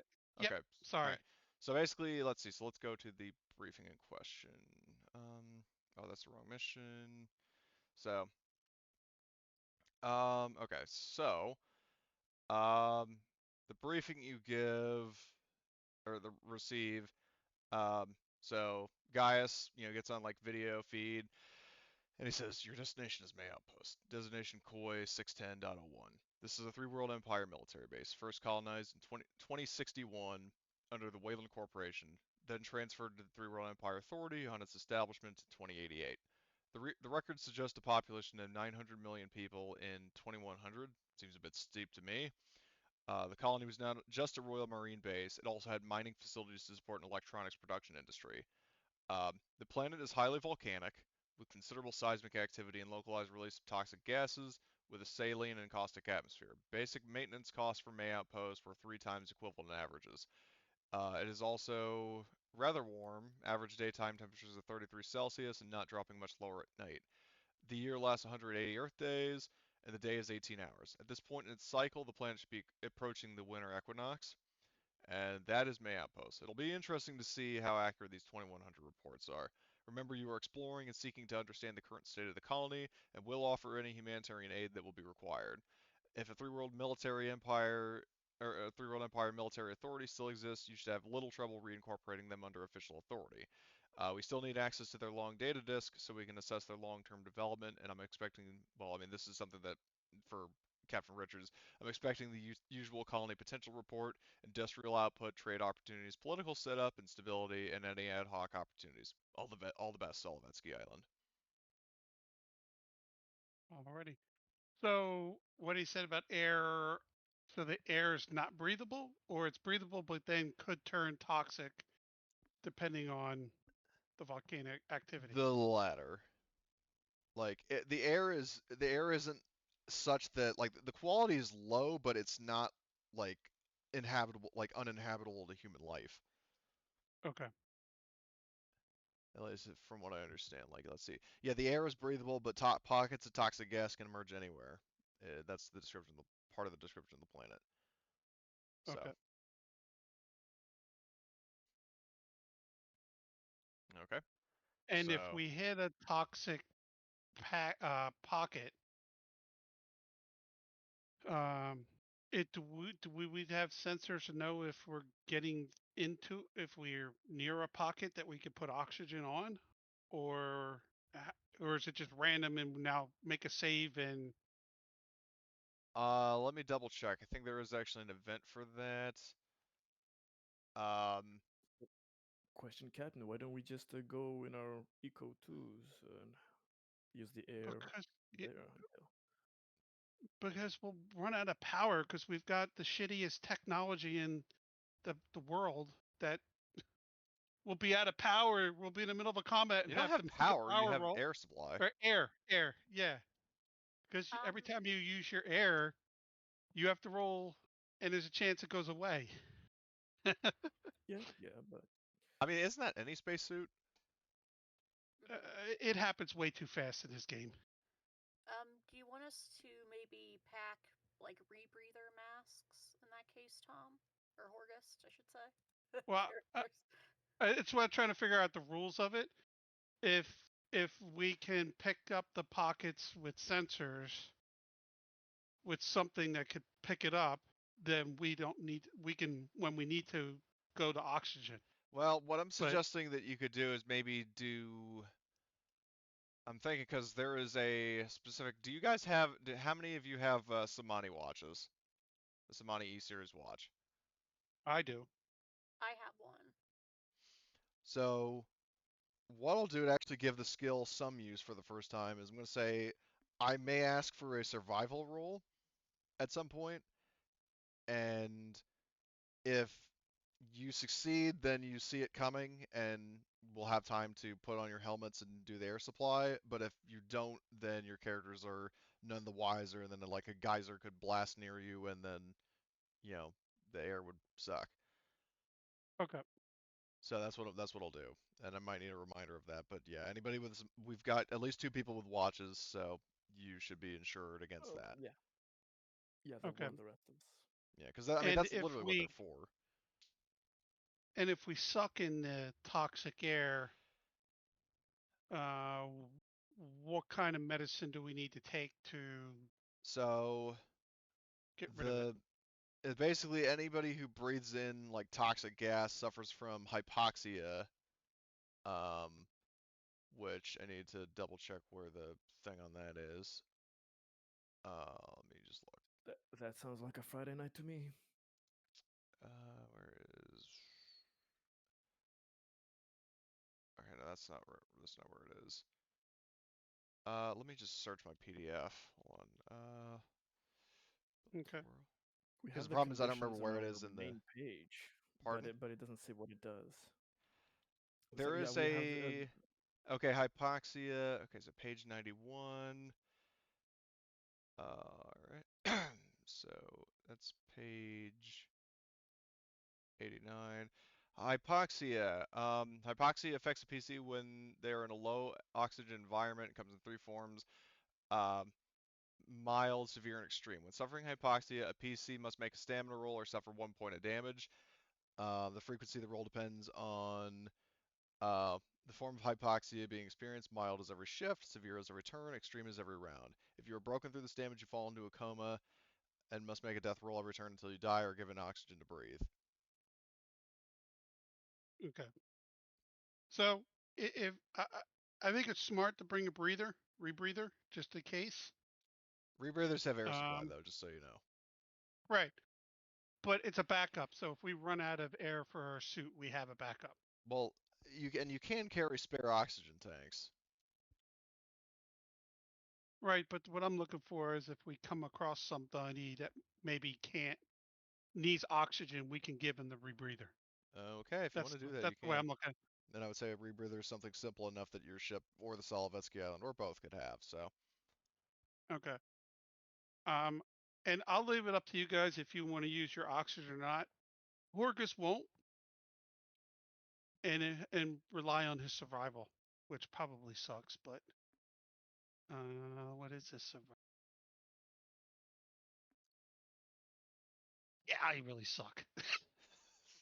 But he's not gonna let you know that. He's gonna be the tough guy. My survival pool with the watch is 5. So I think we're. Hey, you're more than double me. I'm only 2. Oh no! Oh no! So I'm hoping I get a success and I can start upgrading survival. That would be Well, yeah, supporting the because keep crew. in mind that you like if you fail the roll, then what I would say is that you would have to like obviously, you do a stamina roll basically just to keep breathing, and then you can activate your air supply and be fine. But then you would have to do Yeah, an air I'm supply figuring roll. I'll take maybe a point of damage. Yeah. I Yeah. can live with that. Okay. So Yep. Like and basically not the have to keep survival rolling is just to see it oxygen coming. every time. Yeah. Yeah. I hate that whole oxygen rule. So at least I got There, to use it, the better. there is a talent that is actually good for that, called Calm Breather, which when we're making an air supply roll for air, you get to roll two dice fewer than your supply level to a minimum of 1. Yeah. Which basically, I mean, like, it doesn't mean that you have less air total. It means that you just have less dice to roll and therefore risk panicking. Yeah. So it makes I your air mean, supply last longer. it's just more dice that don't need to be. You could have said oxygen lasts an hour. So you have an hour's worth of oxygen. And you're not spending time rolling dice just to see if your oxygen But then, goes you away. have to keep track of how long it lasts, timing wise, and that's kind of a pain in the ass. It's easier. Okay. Anyway, so you get that briefing from Gaius. Is there anything anybody would like to do during the travel to May Outpost? I'll probably introduce the captain of the ship to Charlie Company, seeing as Charlie Company will be flying with them on planet, Oh, protecting the so you're ship. going to leave your Charlie team aboard the Solvetsky Island for security? Yep. Okay. All right, so that's good to know. And I mean, Richards will, politely introduce himself to everybody else, and the NPCs will do the same. So that's what I guess Gunny is doing. Well, I mean, you can obviously do other stuff, but is anybody else wanting to do anything? Agnes is getting to know the people on Salvetsky Island as well, but before going out, he will be taking from the ship's inventory just one electroshock grenade, just in case, to have something for stunning.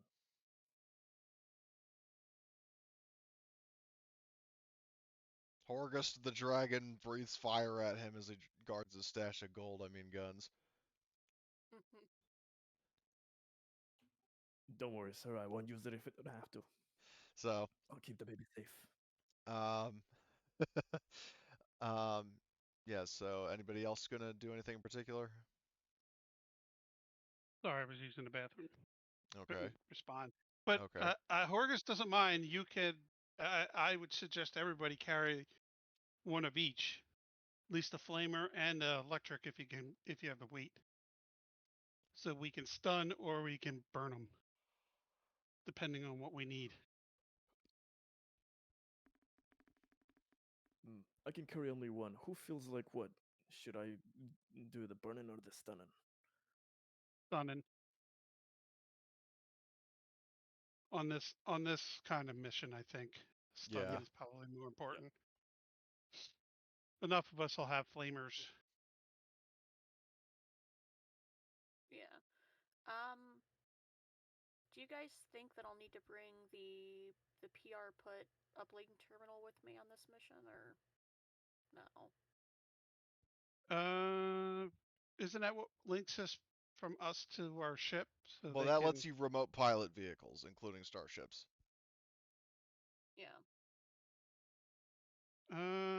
We have enough pilots for everything now, don't we? You should. I mean, like, the Solvetsky Yeah. Island has its own pilot. Yeah, probably don't need that now, because we've got enough pilots now. But maybe some Comtech gear would, yeah, the usual would be good if things needed repairing. Yeah. So I'll put that away then. Okay. And my other equipment. Don't want to bring anything.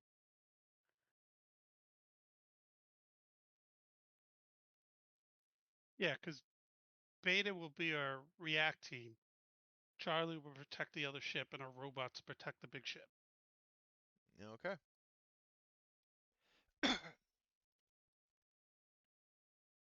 And also, what I should note is that the Avalanos, the AI, like, in the event that the crew is incapacitated in cryosleep or dead, the Solvetsky, or not the Solvetsky, the Avalanos can actually pilot itself and use the weapons in a space battle. Oh, Oh, that's nice. cool. So it'll avenge our deaths. That's good to know. Yeah. Um. that said, it doesn't necessarily do so as efficiently as PCs can, but um, anyway.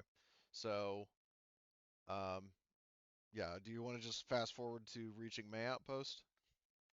Yeah, if you want. I don't think there's anything else. Okay, yeah, I'm just giving people option. So you reach May Outpost. As you approach the planet, um, I'm assuming you do like a cursory scan. Correct. So the planet is, as Gaius warned, volatile with high levels of volcanic gases in the upper atmosphere. Um, but there are some very interesting revelations. The first one is there's lots of radio chatter, which is the signal that a living settlement still persists. Um, pockets of twinkling civilization link around a central town by a lake that shimmers with a bluey white glow. Um, but two things happen. The first one is in terms of your scans, and then also, um, what you see is that there's actually, um, you know, your ship is being targeted, but not fired upon, but targeted from the planet below. As in, like there is some kind of weapon locked onto your ship, and your comm unit crackles. And the second questionable thing is you hear a message first in Chinese and then in English. And there's a message, unidentified vessel. This is the Great Kaneng Cooperative Orbital Authority. Identify yourself and state your destination and purpose. Be warned, any act deemed aggressive, hostile, or non-conforming with instructions will be met with relentless destructive force or defensive force. Respond. Good day. This is Commander Horgus of the Steel Talons. We represent the whatever the name of the UNC. The United Nations. Yep. And what our mission is called. Okay. We come from the inner heavens to check on the colonies out in this area. And our first mission was to check on an old colonial base that was here to see if anybody was still here and what aid they will need. And the orbital authority officer says, you are auzed to land, and you're given directions to land at the landing strip on the planet. So that begs the question: if are you going to? I mean, obviously the Salvetsky Island is going to land. Are you going to have, your dropship go in first in this particular instance, or are you going to have, um, both go down and sink, or are you just going to have all your people in the? Because I will note the Salvetsky Island does have a vehicle garage, so like you could be in your APC in the garage and land with the Salvetsky Island. How big is the landing pod? Can we bring down the big boy? Because if Bring he can down get the. shot up out here, he might as well bring him down. If he can get shot up here, he might as well bring him down. The landing pad is large enough to accommodate a ship as big as an M-class freighter, but not the Avalanos. Because the Avalanos is over double the length of the landing strip. Okay, that's what I was asking, if we could bring the big boy down. Yeah, I mean, if you're worried about the big boy getting shot, then you can always maneuver it away. But whoever these people are, they don't seem. I mean, they seem guarded, but not like aggressive. Yeah, but I don't want my ship just getting shot out, just sitting up there. So once we take off, I'll tell him to back off. You're going to have the Avalanos retreat. Yeah, back off a little bit. Okay. Safe just to be distance. safe. Yeah. So Max says copy that. Just radio in case you're having any trouble, and we'll return. Yeah, and for this mission, both go down together. Okay, so you'll have the dropship flying down parallel to the Salvetsky Island. Yep. Okay. Makes me think of Avatar when the space shuttle's coming down and it's escorted by attack helicopters. That's kind of the vibe I'm getting from what you're doing, but that's neither here nor there. Yeah. Yeah, and in ours we'll have our APC. Okay. Now, if you're going down in the dropship, it begs the important question: do you have the missile pods and the rocket pods unfolded, or no? No. Okay. Just want to double check. Yeah, no, we're a peacekeeping mission, not a Okay. military. I know. I just I'm not. again, I want to double check. So, Yeah. so you fly through the atmosphere. I know the scenario does say to make a piloting roll, but I'm just going to skip that because I mean, you've got plenty of accomplished pilots. So definitely a bumpy ride down, but when you clear the sort of you know light, like sort of yellowish haze of the gases in the atmosphere, you come down, and I will share this map with you, double checking that it has vision, which it does. Activate that.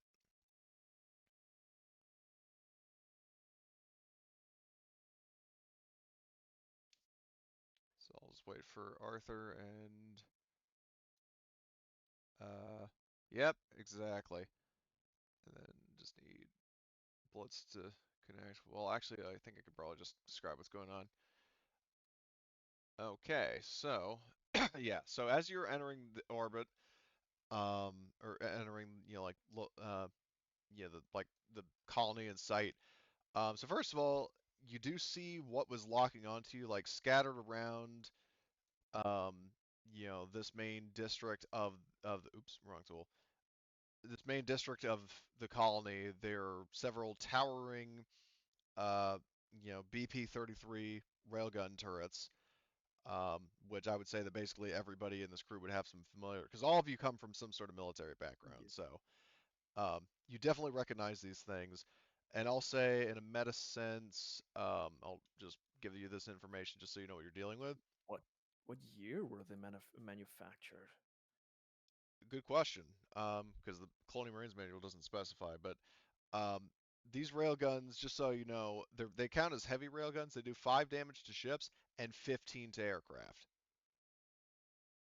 So Oh, it's those ones. Oh, damn. those ones, yeah. So trying to call in some Shit. tactical airstrikes would have catastrophic consequences.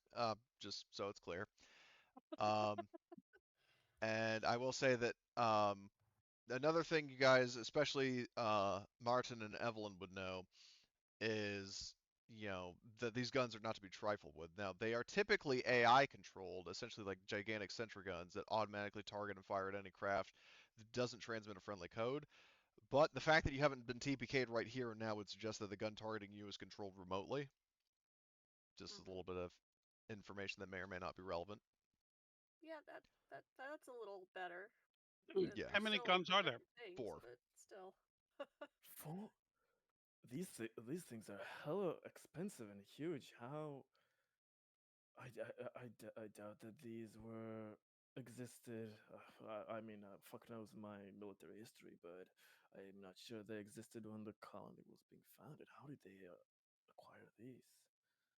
This is this is So, quite a big deal. what kind of armor are the guns placed in, or are they just sitting up on top? The guns are basically like the size of buildings, if not taller. Like these things, let's pull up the item description. BP 33 railgun. And the book oh fuck, it's not there. Yeah, there. Hold on. Colonial Marines manual maybe. Let's see. Colonial Marines player guide. Um, is it under vehicles? Artillery? Maybe. Yes, it is. I found it. So it describes. You want to see a really big fucking gun? This is it. The UPP doesn't do anything small. A massive 54-meter long surface to orbit artillery piece.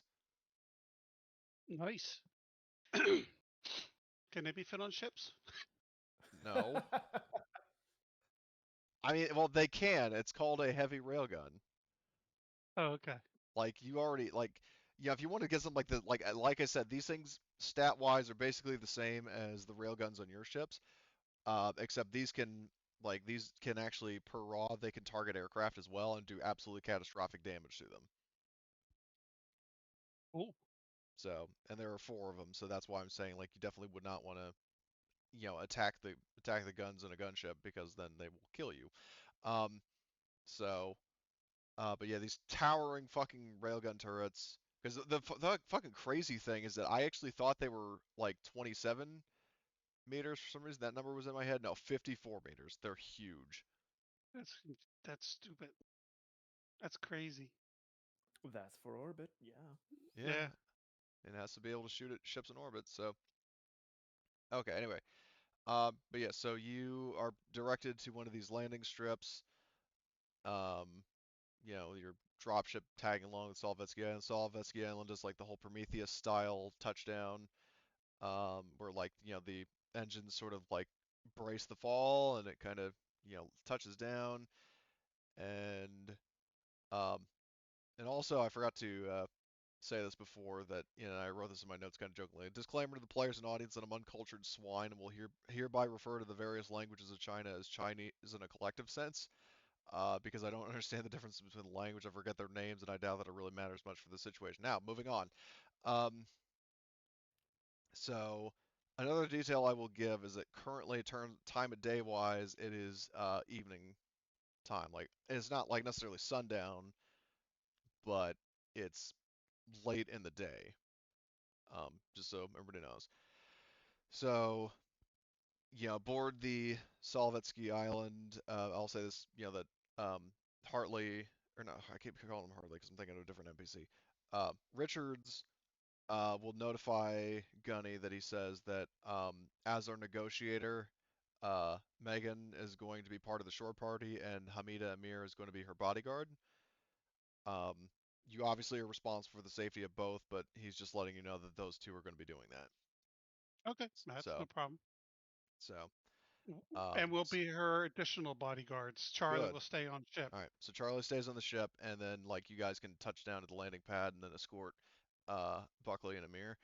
So when you get to the landing pad, and like both ships, the drop ship and the Solvetsky Island, kind of touch down more or less in sync.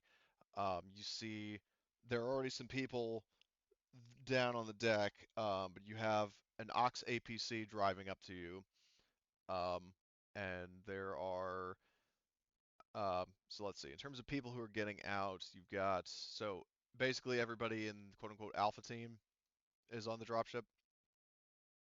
Correct. Are you going to be? And also, I need to ask: are you going to be bringing in any additional NPCs like like I don't know, like Rena or any of the other NPCs, or are you just going to be going with just the alpha team of like the PCs and then some others? If Rena wanted to come down, she was more than welcome to. Well, I It, mean, she says that I'm not. in her situation that as I mean she's a science advisor, like she's a scientist, so whether you feel the situation require the assistance of a scientist is up to you. It'd be nice to have you because this is going to be stuff we don't know about, and you might come in handy. But I would probably keep you on the drop ship Well, on the dropship or on the for Solvetsky safety. Island? No, on our drop ship. Okay. Well, keep in mind you've got the APC in there right now, but like once you get out of the APC, then she could sit aboard the dropship. Um, but let me just double check because you have a list and I need to see what the. Okay, so basically the Alpha team, you got Drill Sergeant Horgus, Martin, Arthur, Evelyn, Chef, Summer. I mean, Grace had to bow out, but I'll keep Summer on the team. Agnes driving the APC, and then Johnny as your medic. So that's 8 people, and then Rena will just be on the dropship. So what I'll do is She could bring stay on with Mike. Yeah. Oh God. They're polar opposites of each other in every sense of the word, but notably in intellect. Like she's one of the smartest people alive. Mike is one of the dumbest. I know. Has Chef healed his crits because he has like 3 of them? Oh my God. Okay. Yeah, he would have healed his crits. His broken arm, gouged eye, and busted kidney. Jeez, what the fuck happened to him? Yeah, good observation there. Mhm. So I'm And just I need to swap out his Eco 2 for the M3 personnel armor. well, no, this planet we established that I mean the Oh, atmosphere sucks, so he's gonna just keep it. okay. So I'll I just apparently missed that part. okay. Darn it. So let's see. So I'll drag Solov. island onto here, and then I will drag Rena here just so I know she's out and about at that token. I don't know why this Salvetsky Island's smaller, but that's ships in this. Okay, and then the Seabiscuit is currently here. All right. So, you have up the main ramp to the thing. Like I said, an ox transport, the big like monster truck APC thing drives up, and there are. Let's see. So we established that there were. Let me just check the alpha team thing again. So there's so Gunny, Martin. So yeah, there are a total of 16, well actually 17 soldiers here. Like Chinese soldiers in here's what I'll do is I'll have if anybody wants to give me like a group observation, then sure. And I'll say in this specific thing, because it's basically like an eye for detail, in this case I will allow Rena to do it if you want her to, with her fucking 12 observation. Or either that or Martin. Martin's got 7. Yeah, and he could bush, so. But he's got 7. I thought he had like 9. He might have something boost, but I just broke stats He's down. got what's 4 he's got 9, so Oh, did I write the wrong number down? yeah, so Marty, you want to give me an observation, please? Whether you want to Yeah. roll the 9 DB from the alien dice or 9d6 if you actually want to succeed. Well, how about we how about we take a look?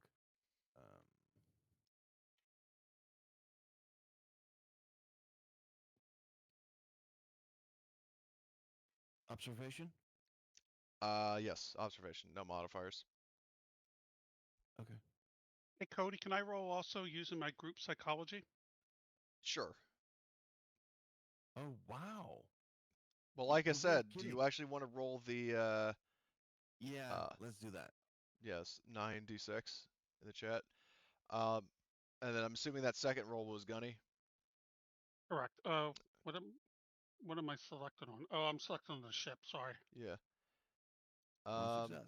Yeah, so you succeeded. So, um, so I'll do Horgus roll first, address that first. So the group psychology roll, let me see, because I know Rena has that talent. I'll just brush up on what it does. Group psychology. You can predict the short-term attitude or behavior of a group of people. Oh, nice. You get to ask the GM a question about the group, and they'll offer you some insight, more detail with extra success of what they're going to do as a group. So, what's the question you have? Are they going to be friendly or aggressive? Their default stance, and this will also tie into Martin's thing. Their default is they seem, you know, receptive to visitors, but you can tell from the way they are armed and outfitted that they are fully prepared to defend themselves and the colony if you take any aggressive actions. Like they Okay. don't seem like they're ready to, like take you into custody or execute you or do something drastic to you, but they will use lethal force if you decide to, attack Right on. them or something. Yeah. That's Um, exactly what I wanted to know. okay. And as for what I said about tying into Martin's thing, so in terms of outfit, like how they're outfitted, you'll actually note that their tech level is a very interesting mix of old and new. So they, first of all, the majority of, like basically everybody is carrying AK-47 pulse rifles, which are modern UPP assault rifles. Um, their body armor and their sidearms are a little more old school. They have QSZ 203, like Chinese pistols, and their armor is actually like a predecessor to UPP, like modern 6B90 armor. Like they're wearing like old Chinese full body armor. And a quarter of these guys have RPGs, which are RPG 122s. Okay. Well, So you, we'll bring down the We'll bring down the gate, Okay. and we Well, will I would walk I off. would note that because I was under the impression that you would gotten out and then notice it. Because I'm going to say right now that you would not have been Okay. able to get all this detail if you hadn't. Okay. So we are walking. Okay. We are not bringing the APC at this point. Oh, well, Um, okay. So you're just getting out of the APC and walking down the ramp. correct. Okay. And I have my gun, but it's on my shoulder, pointed down to the ground, and hands clear from any weapons on my side or anything like that. I'm in a relaxed pose, calm pose, and I walk up to whoever it looks like is in charge. Okay. Before getting into that conversation, is everybody else copying that stance and like that demeanor, or Yep. is there anybody who's kind of more guarded? Agnes is nervous, but he's trusting Horgus's instinct. Okay. Yeah, I'll follow Horgus to sleep. Okay. Let's not cause too much wave. Yeah. Too Yeah, many waves same too here. fast. Okay. So you the soldiers, their leader is a fairly you know like probably kind of middle-aged woman who like I mean all these soldiers are Chinese, and she says she welcomes you to our great cooperatives colony, and says that Warlord Zhang Jie is most eager to meet his visitors.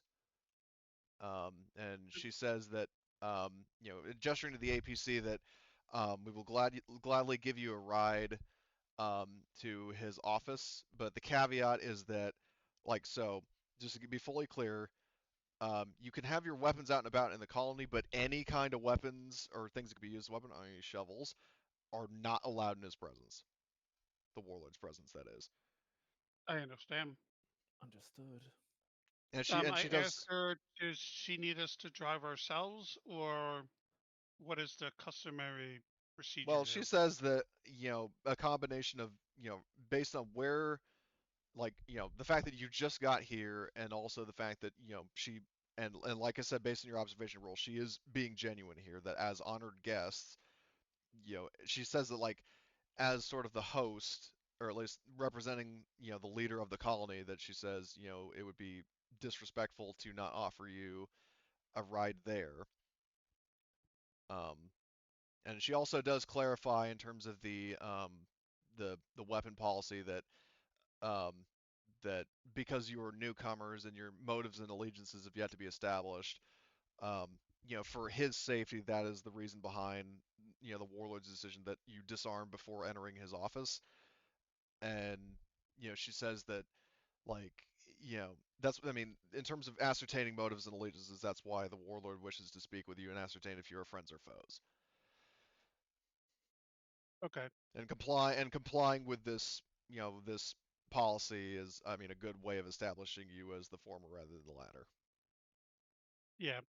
Does any of our NPCs in Alpha drive? Agnes is your Pilot? driver. Yep, I can drive you. Yeah, but I don't want. You're actually here.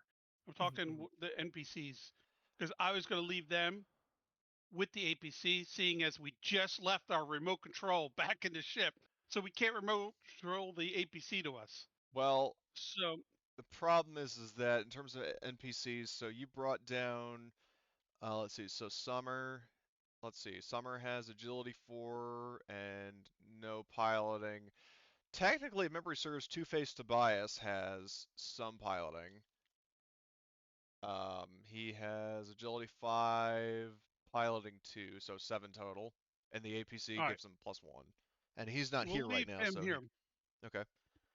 Yeah, we'll leave him here with the APC. So if we need the APC, he can bring it. Okay. Are you also going to leave any other NPCs, or are you going to bring everybody minus Tobias?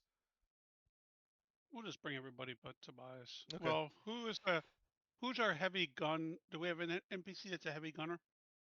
Um, in terms of your Alpha Squad, no. You've got Johnny, who is a medic and is kind of mediocre in range combat, and then you've got Summer, who is more of like a scout and close quarters expert. Yeah. Like All Arthur right. and Martin are your two like heavy weapons experts, and also Evelyn's Yeah. kind of developing in that area as well. And so Arthur is He's here. He's playing. yeah. So that's why I don't want to leave him because I would figure he want to be with the group. So we'll just leave one with the APC that can drive it to us All right, so that'll if be we need it. Tobias. Yep. And the rest will go. Okay. So and I mean obviously, and then the two NPCs that I mentioned before from the Solovetsky Island, Buckley and Amir, are going to disembark from the Solovetsky Island, and they will, and I'm assuming you're offer the captain, who by the way she introduces herself as Captain Guanting, I'm assuming you're accepting her offer to ride in her vehicle. Yes. Okay, and it can hold all the PCs and the two NPCs. Yeah. That thing is cool as shit. Yeah. So, and I mean, she doesn't, like, you aren't like forcefully shoved in confiscated weapons. Like like there's actually, I mean, a guy even like one of the soldiers even goes up to the door and opens it, like, everybody, may enter. Like he opens it, holds the door for you as an act of courtesy. What is their reaction when they see us all gray camouflage, all and our kind of armor and weapons? Does it take them back for a second, like they've never seen stuff like this before, or Um, because our I would tech would have been before they got here, right? Or it's newer tech. correct. Like you've definitely gotten some kind of quizzical looks from some of the soldiers when they see like these horizontally fired man portable heavy machine guns in the form of smart guns, and like some of the weapons that you have, like the Flammenwerfers and shotguns and stuff like that. Those things existed like long before the isolation, so it's mainly like more modern weapons like smart guns, the Cheyenne dropship, and that sort of stuff that definitely catches their interest. So that's why I want to make sure I see that. Yeah, you definitely, that does not go unnoticed by Horgust, and likewise, your tech doesn't go unnoticed by them. Like they don't necessarily ask you about it or try to take it or touch it or anything like that, but they do definitely, like, you do have some people kind of examining it. Okay. On the drive there, I'm going to look at the captain and ask her what is the proper way to address the warlord and what is the proper procedure on meeting him. What protocol should we be following? She says that, I mean, obviously, aside from, disarming, like, you can leave your weapons in this vehicle, or, in the main reception or anything like that. In terms of, you know, I mean, obviously his title as given by himself as warlord. So obviously it's kind of like, dressing like in the military, like, Sergeant so and so. Like, I mean, Okay. calling him just Zhang Jie might be kind of disrespectful. So, I mean, unless you were deliberately trying to disrespect him, then she says I That's wouldn't. why. Well, Okay. yeah, she's telling you that. Everything is warlord. Yep. Okay, so Warlord or Warlord Zhang Jie. I mean, either one. And also speaking of his, I mean, and you've probably seen him by now, but just for clarity, his base is here, overlooking the lake. Um, and in terms of, so procedure, like, you don't have to do anything like bow before him or any shit like that. Um, you know, if anything, I mean, he'd be more receptive towards you than the other way around, just because, he said, like, the captain says that, it's been a while, been a very long time since we've had any kind of visitors. So, Now, in game terms, the Chinese are part of which group? so the Chinese were part of, as of the time of this, as of before the isolation, which happened like the 2110s. the Chinese were part of a power block called the Chinese Asian Nations Collective, which was absorbed by the UPP. Like the UPP existed at the time, but the Chinese were not part of the UPP at the time. They had a presence in this sector of space, but this colony specifically, from what you know, was a British military outpost. So much for that. So I'm going to ask her on the way there. Can you give me a brief history of what has happened since I'll use the year of the isolation? So what she says is that these, you know, the she like her, she, you know, her people, they were originally from a colony called Kurzik Outpost, and 30 years ago, Kurzik Outpost, like, so the isolation hit basically everybody hard, or at least everybody that she knows, because obviously trade was severed and all that stuff, so the colonies definitely were in a really rough spot. Obviously, the fact that, like, oh shit, we're on our own kind of scared a lot of people, so there's a lot of civic unrest. And she says that Kurzik Outpost succumbed to and I also see Blitz left. I don't know what's up with that, but Kurzik Outpost fell to civil war. So she, like Guanting and the rest of the Chinese people here, including Warlord Zhang Jie, um, were at the time, like, basically they were refugees that basically begged the administration of May Outpost for somewhere to stay, and permission was given. So And this outpost has really grown over 25 years since then. yeah, it's seen a lot of growth. Like basically there was the old town here. Like this was mainly the original colony. She gives you direction, and obviously it goes without saying that you don't necessarily have the markers here, like all the different markers of what each things are. Yeah. But basically, the colony has absolutely like ballooned courtesy of the arrival of the Chinese. So, and then she says that the like the government kind of sort of not necessarily in terms of phrasing wise, it's just me the GM, not her, sort of succumbed to Chinese influence and led to Zhang Jie taking power. Like as in like the way she's describing it is like courtesy of how the Chinese sort of caused the refugees caused the expansion of May Outpost is more like the people are like, hey, these guys ain't half bad, and eventually sort of like, have you thought of running for admin kind of thing. So Okay. that's the way she kind of frames the expansion of the colony, and that's the reason she gives for why Zhang Jie is in power. So, and I'll say during the drive there, it takes probably maybe like I'll just say like 20-30 minutes, unless there are any other questions anybody has. How many people were here? Like you said, 1 billion? Well, according to the Wayland Corporation files, yes. But um, obviously, I mean, like, Guanting doesn't have a proper answer for that because, I mean, she wasn't necessarily let in on colony records and Wayland Corps operation and stuff like that. Um, but yeah, a colony, at least from the size that you saw on the upper right, there was no way that amount of space could accommodate 1 billion people. Right. Agnes asks, how have they been doing resource-wise, food, and generally with the environment? Courtesy of, you know, like she says developments of like because when the refugees came, it's not like it's just a massive like onslaught of people. I mean, they did.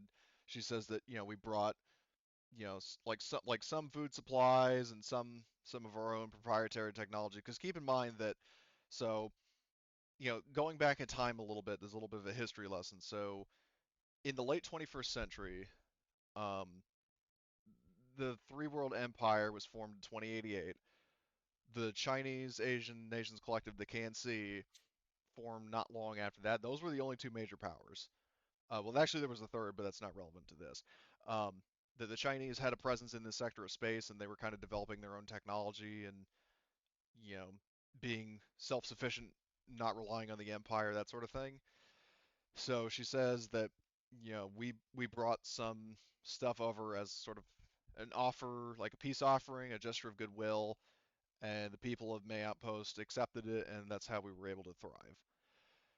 And she says right now that, um, May Outpost currently is completely self-sufficient. Like, we don't have to resort to the, um, to dealing with the other colonies in the sector. Very good to hear. Are you warring against any of the other colonies? She says no.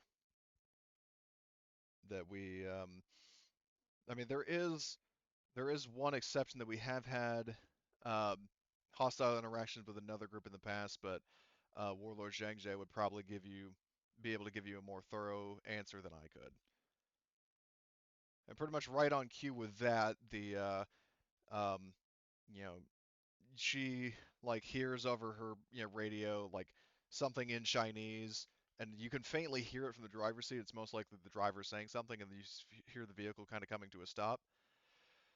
And she Okay. says, "This would be our stop. We have arrived at Warlord Zhangzhe's compound here. So I'll move these. I don't have the Steel Talons logo, but you guys are. Yeah, I'll just get that right quick. Hold on. Token is right there. All right. So let me just. Cody, could you put down the warlord's name in the chat so I can add it to my notes? Of course. Let me just drag the Steel Talons marker and then get his name. Yep. Thank you. So I'll put this in. I'll put it in Steel Talon's notes. Sure. Okay.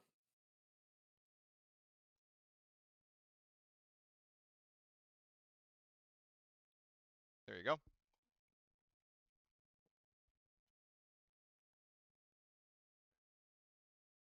All right. Thank you. And So- I'll just put pronunciation. How how much of this Chinese do former military of the UPP understand? Good question. Because I would say that, yeah, because I mean, obviously China, was assimilated into the UPP, and most likely due to its influence became a standardized language. So I would say that if you feel like your characters, I mean, because you and Evelyn, I think, are both like what wits for. Yep. I would say that Yeah. you're sufficiently smart enough to, know enough Chinese to be able to communicate or understand what they're saying. Because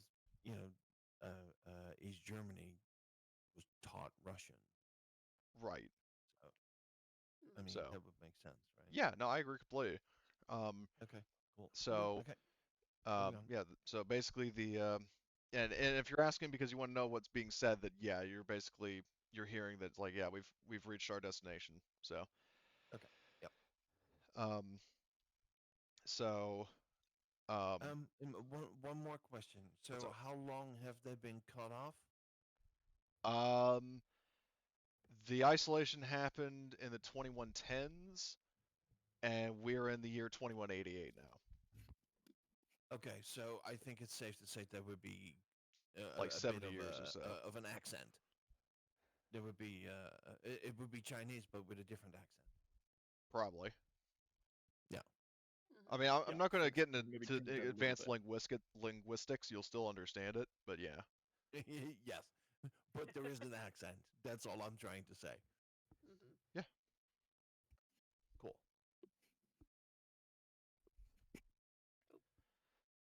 Right. Moving on. So yeah, you make your way to actually I need to double check something. Give me a moment because I almost forgot about something during this scene. Um, so What I need is a group observation roll from the highest, which again I believe is Martin. Yep. So, and again, remember, you can roll either the alien dice or the 96. I don't care which, but I do need one roll. Okay. Where? 96 again? 96, yes. How can you do that, but with the alien dice? I mean, the alien dice are just D6, so Okay. would you like to Well, push that? yes. So, that's the same thing as just add plus 1 DS. Okay, that's 2 successes, good. So, and I'll note that, because probably, I mean, from what I understand, Gunny's been asking the majority of the questions, which kind of leaves Martin to look around, well, Martin and everybody else. So, as you're rumbling through the colony, something that definitely catches your attention is that there's a lot of guard checkpoints here, and each one usually has several well-armed soldiers. Um, and in terms of your successes, so you notice there are a lot of, colonists in decent clothing, and they look well fed. No obvious signs of poverty or destitution, and the building work here is very competent, if not fancy. But next to nobody is smiling. At the same time, nobody shows any obvious signs of unhappiness. They seem very docile, um, and you get the feeling that there's like a sense of hostility because they definitely try to avoid the guard checkpoints whenever they can. So you definitely, that does not go unnoticed by you. So people try to take roads to avoid the checkpoints. Yes. Okay. Like they avoid the checkpoints like creepers avoiding cats in Minecraft. So, Avoid the outposts. And Tattersall.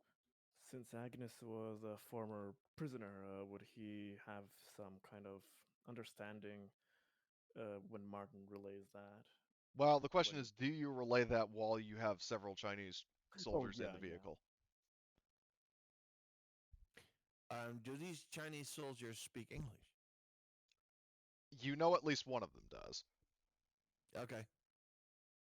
Because you have the captain who is speaking with Gunny right now, so she speaks at least enough English to fluently communicate. Right. Well, then comes the next question, namely, is there a moment that I can talk to Gunny just quietly or, secretly or something like that? Not Whispering. during the car ride right now, Okay. but perhaps later on. We'll get to Then that. then we'll have to wait. Yep. But I'm just pointing that out, so that's something that you definitely pick up on. Yeah. So next, so you reach the warlord's compound, and um, the captain says to you that you can either leave your weapons in this vehicle, or when we go to a security checkpoint, basically like you check your weapons at the door, kind of like if you're going to a nightclub or something, like in terms of Star Wars. Like I mean, it's up to you if you leave your weapons at the checkpoint or in the ox, but they're not going past this point. Or at least anybody who wants to go meet the warlord cannot bring weapons.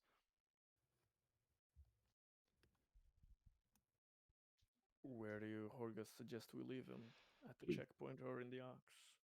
Yeah. So my suggestion would be at the checkpoint, and we will leave the NPCs that aren't PCs here, whoever's left, with our gear. So you want Johnny, Summer. I think it would just be Johnny and Summer. Correct. Okay, so they'll stay behind.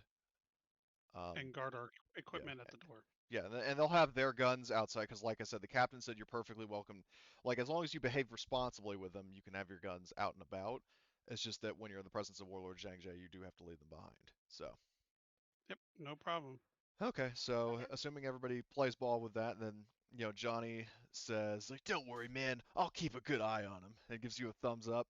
And yeah, and then Summer jokingly says to you, and then I'll keep an eye on Johnny.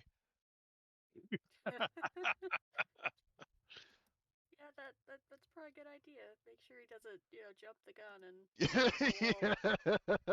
hoo-yah, super Literally. soldier. Yeah.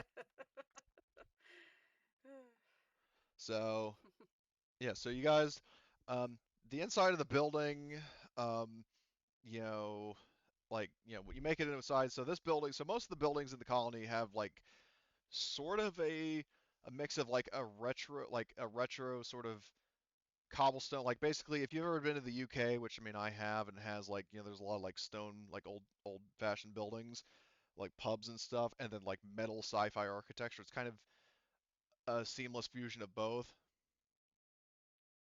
Mm-hmm. Um, so basically, yeah, and then you're going up to the warlord's office, and you've got um, like elevator music that sounds suspiciously like this, um, and like basically an off-brand, like Chinese sounding theme. But jokes aside, moving on. Um, so yeah, you make your way up the elevator. The doors open, and you see there's this very fucking big um, office room that has a couple of soldiers, like cooperative soldiers, guarding it. Kind of in the same way that the soldiers in Ubuntu's office were guarding it, like kind of up against the walls with their AKs in hand. Um, and the room has like the floors are red, like floors and walls are red. There are fancy plants in the rooms, massive windows with a full panoramic view of the colony. Um, and then in the center of the room, let's see, there are two people. This is like there are two people of note. One seated at a desk, the other one standing. So the one seated at a desk is this feller,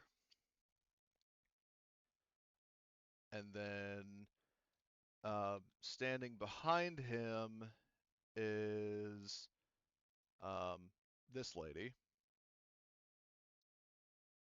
So you've got these two. Alrighty. Um, Okay. She looks a hell of a lot more threatening to him. I'm more scared of her. Horgus with them instincts. it's like like dog soldiers where Cooper mentions being scared of women. That's Horgust. She does look like a tough SOB. You don't want to piss her off. He just looks like a dork. Give him some candy. Here, some candy.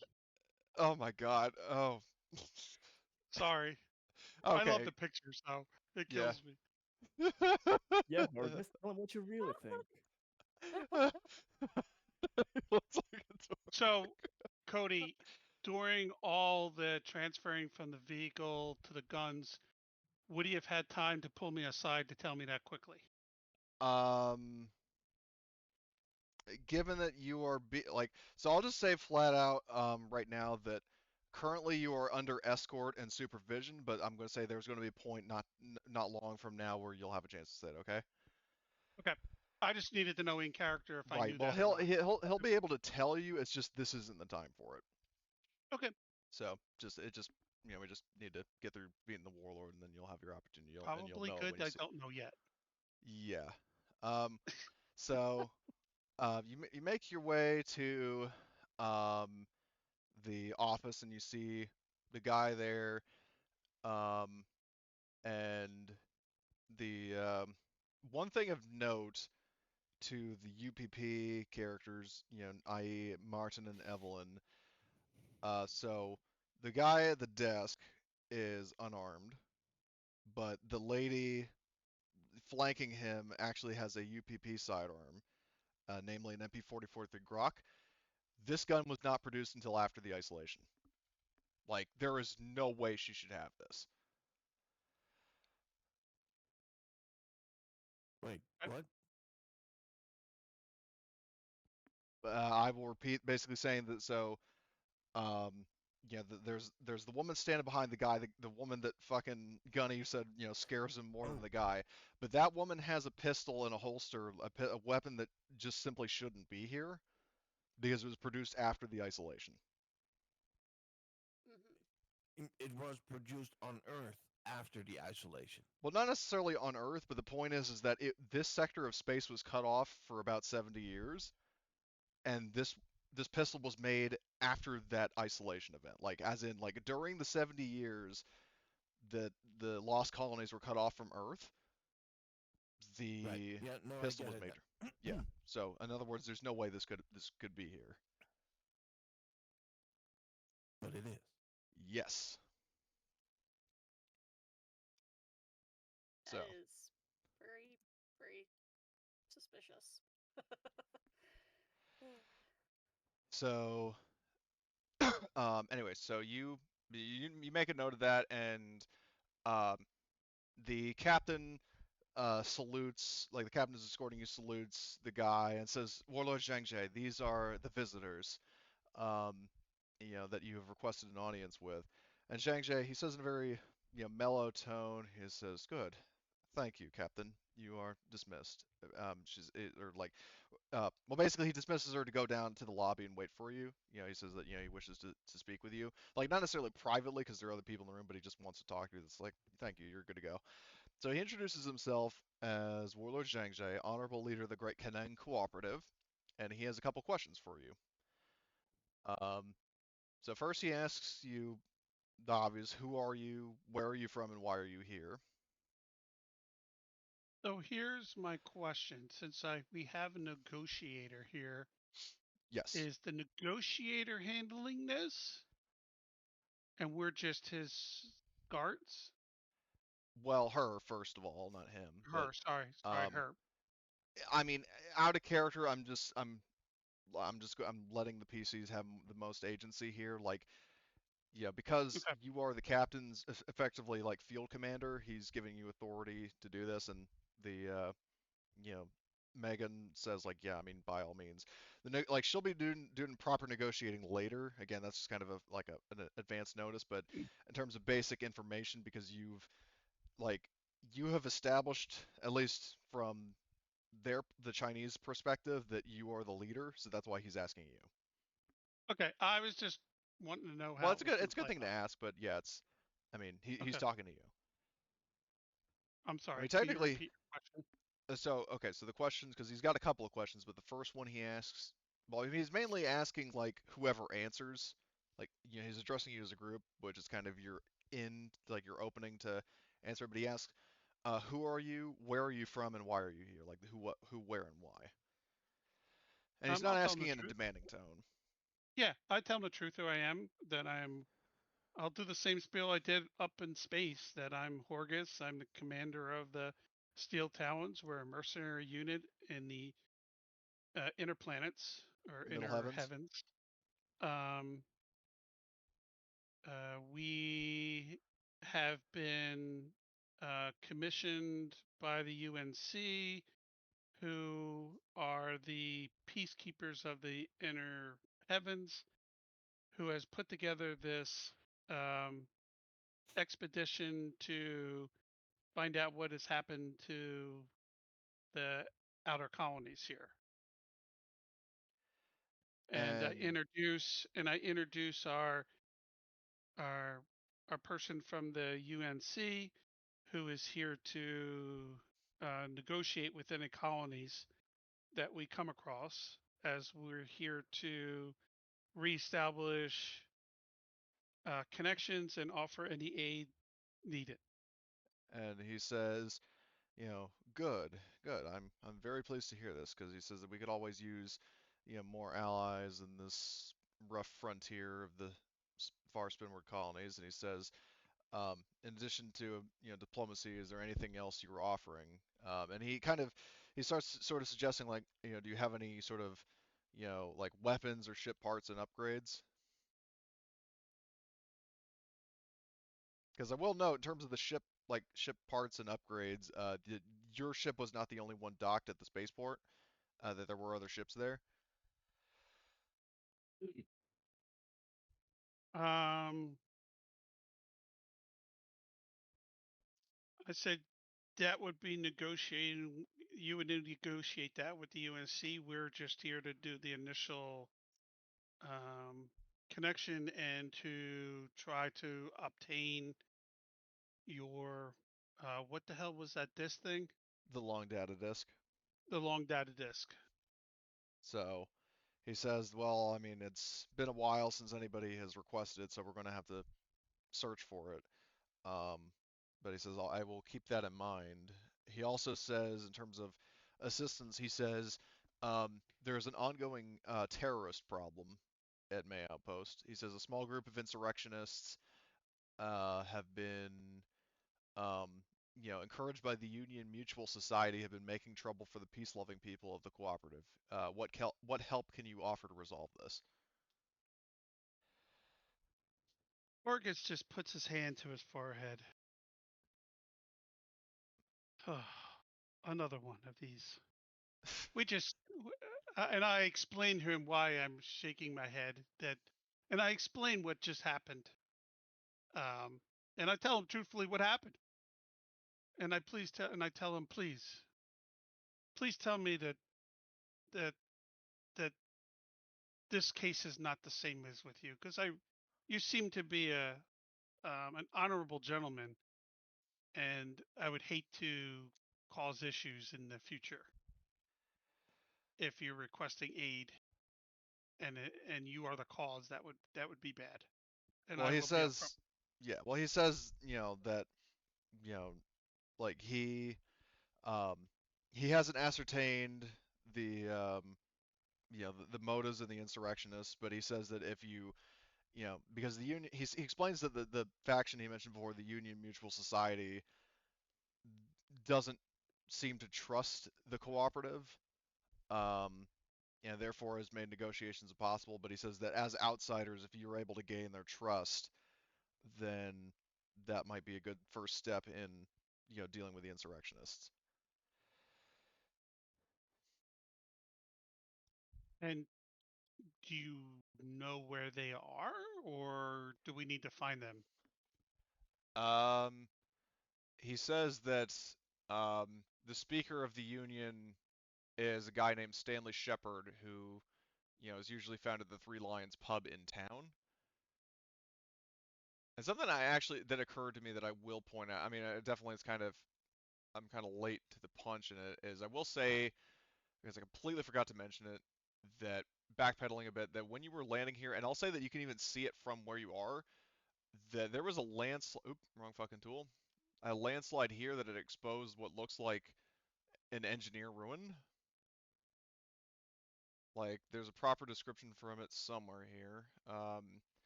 That um, you see part of a cliff that had fallen away, leaving exposed an awe-inspiring relic once buried beneath the earth. It looks like a pyramid set into the rock, one side of which has been sheared away by the landslide. I just wanted to mention that in case you want to bring that up to him. But if we want to stay discussing the insurrection, then that's perfectly fine too. When you say a pyramid, like what kind of pyramid?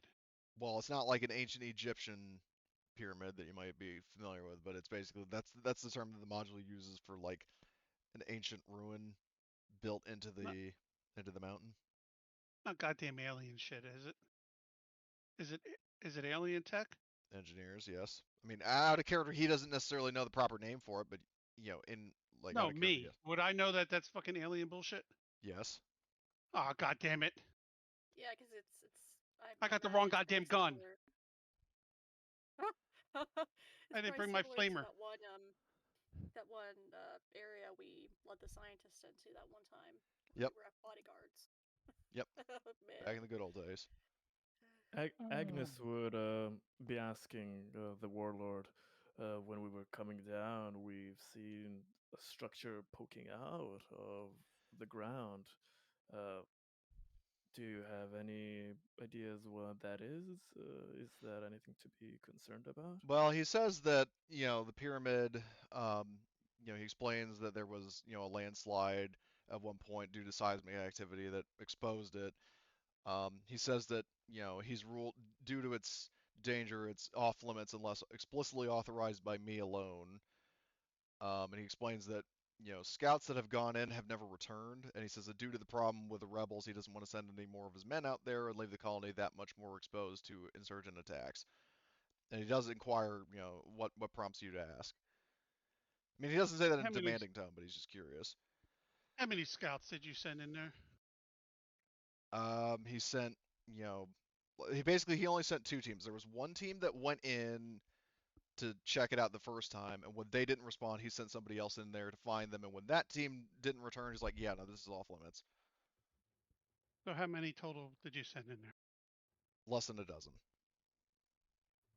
Okay. So I asked him if he's got some video recording monitor or something that we can connect to. For what purpose? I want to show you video of what could be inside that pyramid.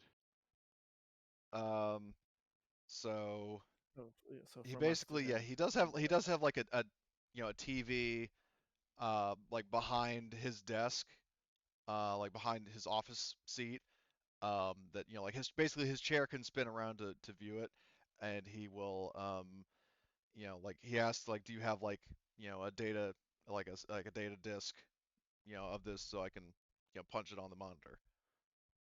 I'll look at Evelyn. I said, Evelyn, can you? I don't know what's the way we would show them, but can we Well, show there are them like video? CDs and stuff like that, like physical, like old school, like the stuff that's been kind of rendered obsolete by modern streaming and digital cloud services. But yeah, there are CDs and like videotapes and stuff like that you can use. Right, but Yeah, we don't have that. But we would Yes, you need to do. convert their. Yeah, I imagine we do we? probably like have a few that are I'm just not going to Okay. nitpick on something like links that. and If you want to say you Okay. have it, I'm Yeah. fine. Okay. So we'll bring it up and show them the progression of what's happened to his people. So they get face hugged, they get turned into this egg. Then the egg turns into this, and then it turns into that. And then this mother queen is what runs them all. Well, keep in mind that that isn't a guarantee with engineer ruins. The one engineer temple you went into didn't have any xenomorphs at all. Yeah, There the only might thing we be some in experienced there, was but air. yeah. I still show them what he's facing. Okay, well, what you think he And might I be will facing. and I will preference it that we've come across the ruins where there hasn't been these creatures, and we've come across them with it. And then there's just also this black goo, because the black goo could be found there too, right? Yes. So we tell them about the black goo, and you want to stay away from that. That stuff is really bad. It can decimate a population or a station. And he definitely like, something that definitely would, not go unnoticed by your characters. Is like, as you've got this like slideshow playing, it's definitely a while before he turns to face you. Like, he's very fixated on what you've shown him before he finally actually spins around. And when he spins around, I look him straight in the eye and said, I hope you have a lot of flamers, because these bullet guns don't work too well against them because they're acid creatures, and you end up hurting yourself more than you hurt them. You need to burn them. Burn them hard.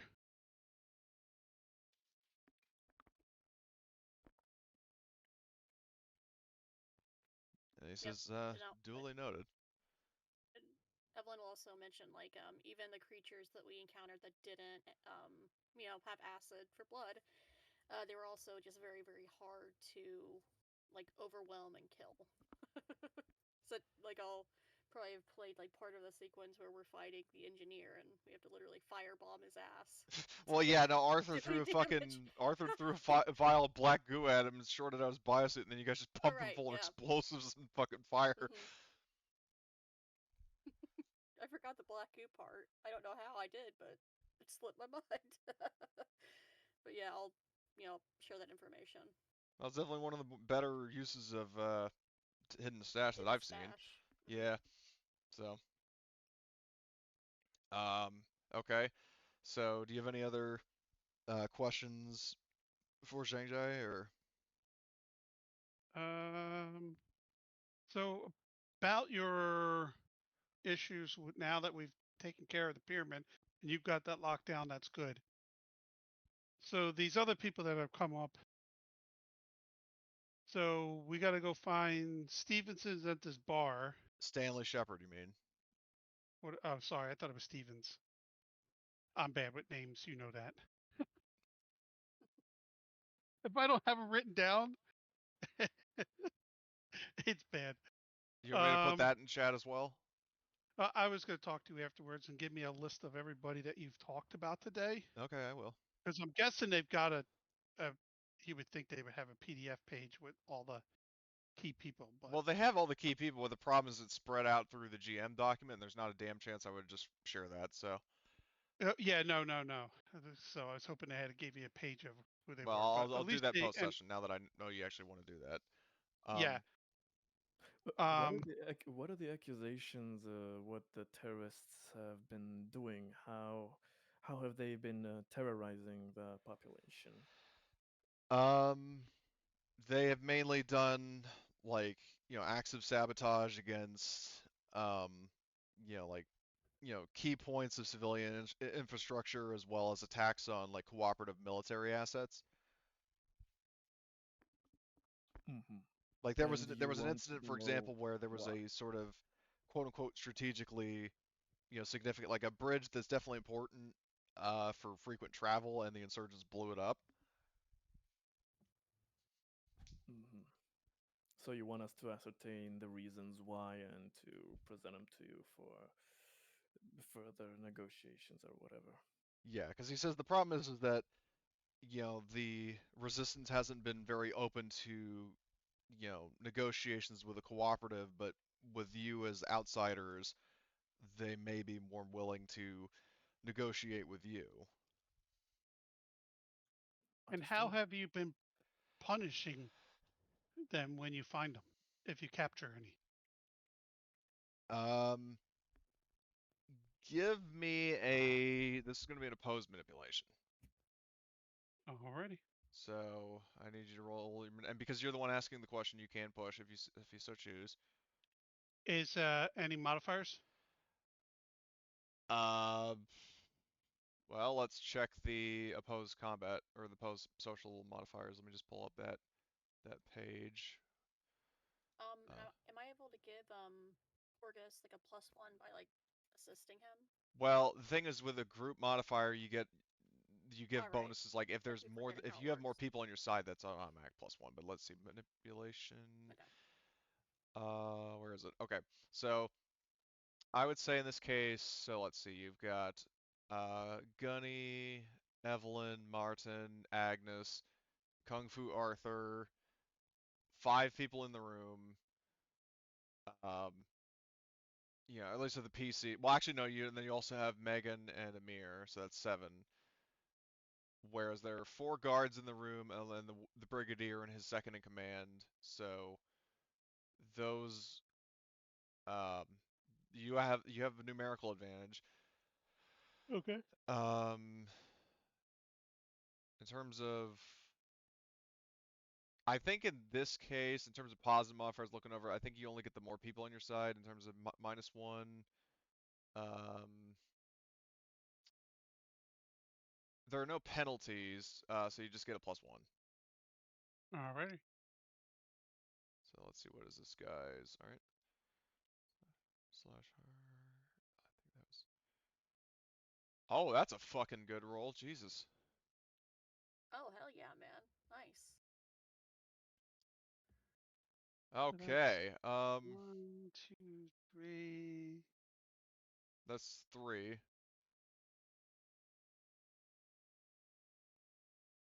Do you wish to push?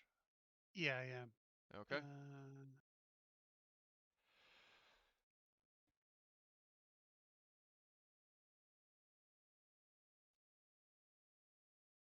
Yes, right. DS. 1 DS for a stress. Okay. That wasn't worth it. Didn't get any. All right, that's where I'm going with. Okay, so you got 3 successes and he got none. So your question was like, how has he been dealing with the resistance? Correct. Um, he says that, you know, I mean, that like what he explains is that he's been, um, there is a, um, detention level, like detention center for like not necessarily a massive thing, but like kind of like equivalent of a county jail, um, that resistance members have been taken to, for questioning, but they have been uncooperative. But I'm gonna say with your, so that's your sixes. You got them to talk. What do you want the other 2 stunts to be? Like more information or um, Could something like we that? speak with them ourselves? Could you take us to them so we could speak to them? They might speak to us instead. He says that per cooperative policy, like, and you can tell this is the point where you tell that there's definitely something kind of Yeah, he's trying to off. beat around a bush. Yeah, Yeah. like basically he's basically sort of giving excuses, as for why. Like you can tell that they don't really stand up as valid reasons, especially when you're offering to help. But he does try to steer the topic back to saying like, they wouldn't be very cooperative. You probably need to just address their leader, Stanley, who you can find at the pub.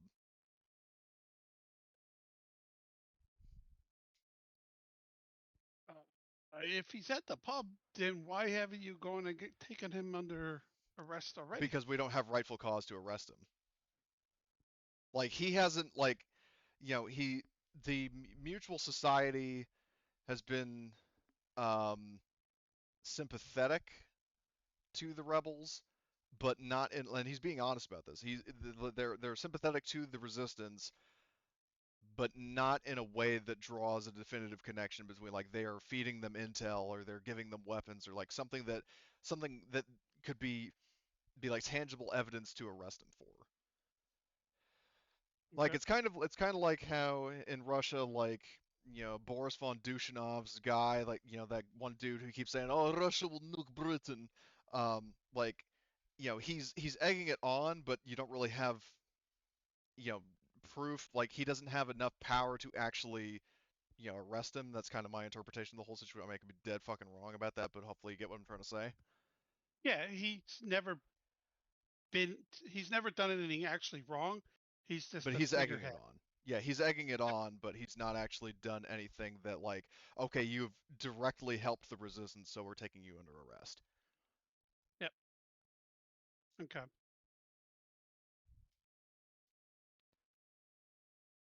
And uh, are we free to move around the town, or is Lieutenant, I forget her name, The going to captain, be with us? The captain, sorry, going to be with us all the time, he or says how that is for this your going to work? protection, that yes, you will be under Which makes supervision, but sense. I forgot. I mean, you'll have operational freedom to move around and explore the town. It's just that you will be supervised. And he says With that it's more for, like he insists that it's for your protection due to the insurgent threat. and I kind of chuckle when he says that. He says, "I understand." So, um, and he smiles at that, uh, and he says that unless any of you have any other questions, you're free to leave. I look at the negotiator and ask her, "Is there anything else you need from your side that we need to start negotiating, So, setting up for?" um, yeah, because that reminds me of what Zhang Zhe would say that, in terms of touring the town, the caveat is that, um, in terms of based on what he said about how he genuinely wants to negotiate, because again, that's not a lie. Um, as long as he says, like the sort of price of admission is if you leave a negotiator and one other individual of your choice with my people to explore a future relationship between the cooperative and yourselves. And he does insist that they will be protected, that you are honored guests. So I mean, as long as you don't go around causing problems, then no harm will fall upon them. And Okay. in terms of that, and then Megan speaks up and she says that I'm the negotiator of the Solovetsky Island. I would be glad to assist in negotiations and um, if you and I'll say this to Gunny, if you want Amir, the other NPC that came aboard, she can be the other person. Yeah, her normal personal guard. Yeah. That's Okay. fine.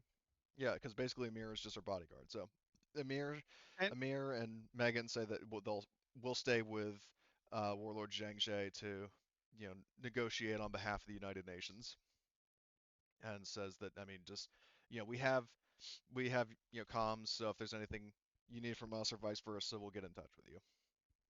all right. So I will And I'll shake say that both of their hands, yeah, and I'm palming them each, because I forgot to do it before we came down. a Tracker Horgus bug business card. trackers. No, tracker bugs. Oh, talking about that, I need to do that before I leave the room too. So that way I know where the hell they are. Okay, Our well, little, remember we bought those for just this when we have NPCs with us that you don't mean have. are you talking about like PDTs? I thought they're like little bugs that we. No. I mean, shit, they're like little bugs nowadays Well, no, but here's the that we thing. can In this track. in this setting, there are specifically items called PD. Okay, remember in Aliens when Hudson was scanning for PDTs to find the colonists? Yeah, Within 20 clicks, we'll read them out here. So far, Zippo, those things. Those are surgically implant. Well, they're usually surgically implanted, but they can also be worn as an accessory or built in armor or something like that. So either how way, they'll big are have they? PDTs. Um, Can I? Oh, can we link to their PDDs so we know where they're at? yeah, Okay, that's all I give a shit about. I also say, Do they have them? um, I'm sorry. Sorry for interrupting, but do the people here have PDTs at all? the people here is in the Solovetsky Island crew or the cooperative. The No, Chinese guys. yeah, the cooperative. If they Because have that's what I was thinking. PDTs, you're not able to track them. Yeah, that. Okay, good question. I do produce one of my business cards and I offer it to the warlord. I said, here's a card that you can contact me if you need to get in touch with me. Yeah, he says, well, depending on how the situation with the insurrection plays out, I may just have to hire your services and perhaps compensate you for your efforts. He says, and he gives you a small smile. Yep, So, perfect. any other questions? One Um, thing before we go, did the warlord mention this or the escorting? Oh, I think it was the escorting party when we were coming around here. They mentioned that you haven't had a lot of contact with any of the other systems around this sector, but you've had some conflicts with one group or party. Is there anything that we should know about He for future says that endeavors? there is. Let me just pull up my notes because there's a specific description of it that I should probably try to follow. Um, he says that there is a band of pirates in the sector, very well armed pirates, um, that call themselves Gorm's Marauders, and they attack ships to wipe their navigation data. He says, but gesturing out the window towards the orbital defense guns, he says that they don't dare raid the Great Keneng Cooperative. Oh, so it seems there are other types of dangers here in this area of space with pirates and all. So thanks for letting us know that. He says, you're very do, welcome. you, do you know what kind of ships they use?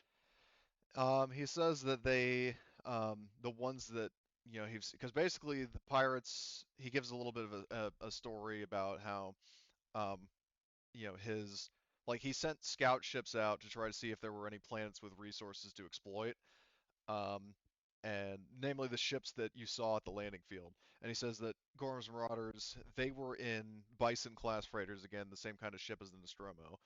They were in Bisons that were very well armed, and they didn't blow up the the cooperative ships, but they did board them, wipe the nav data, and then leave them alone.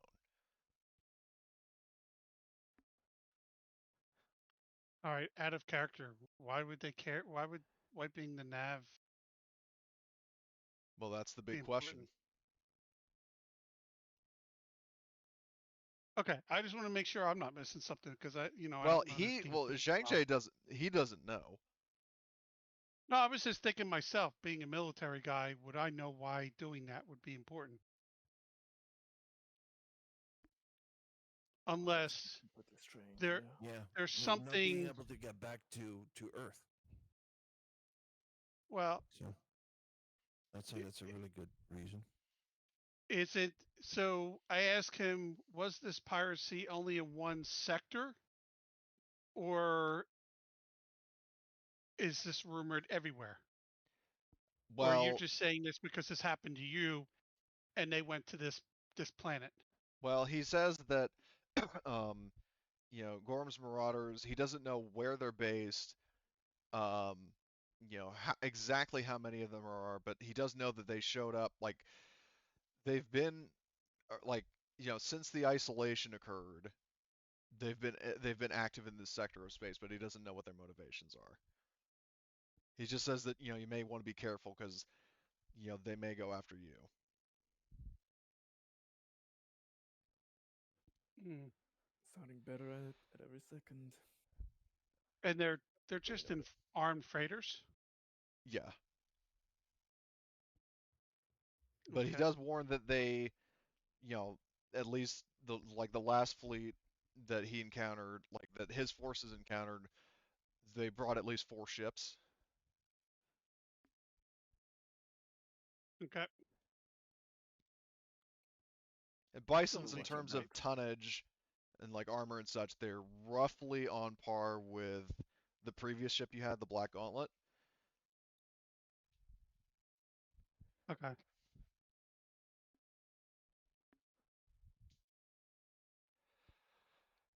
Okay.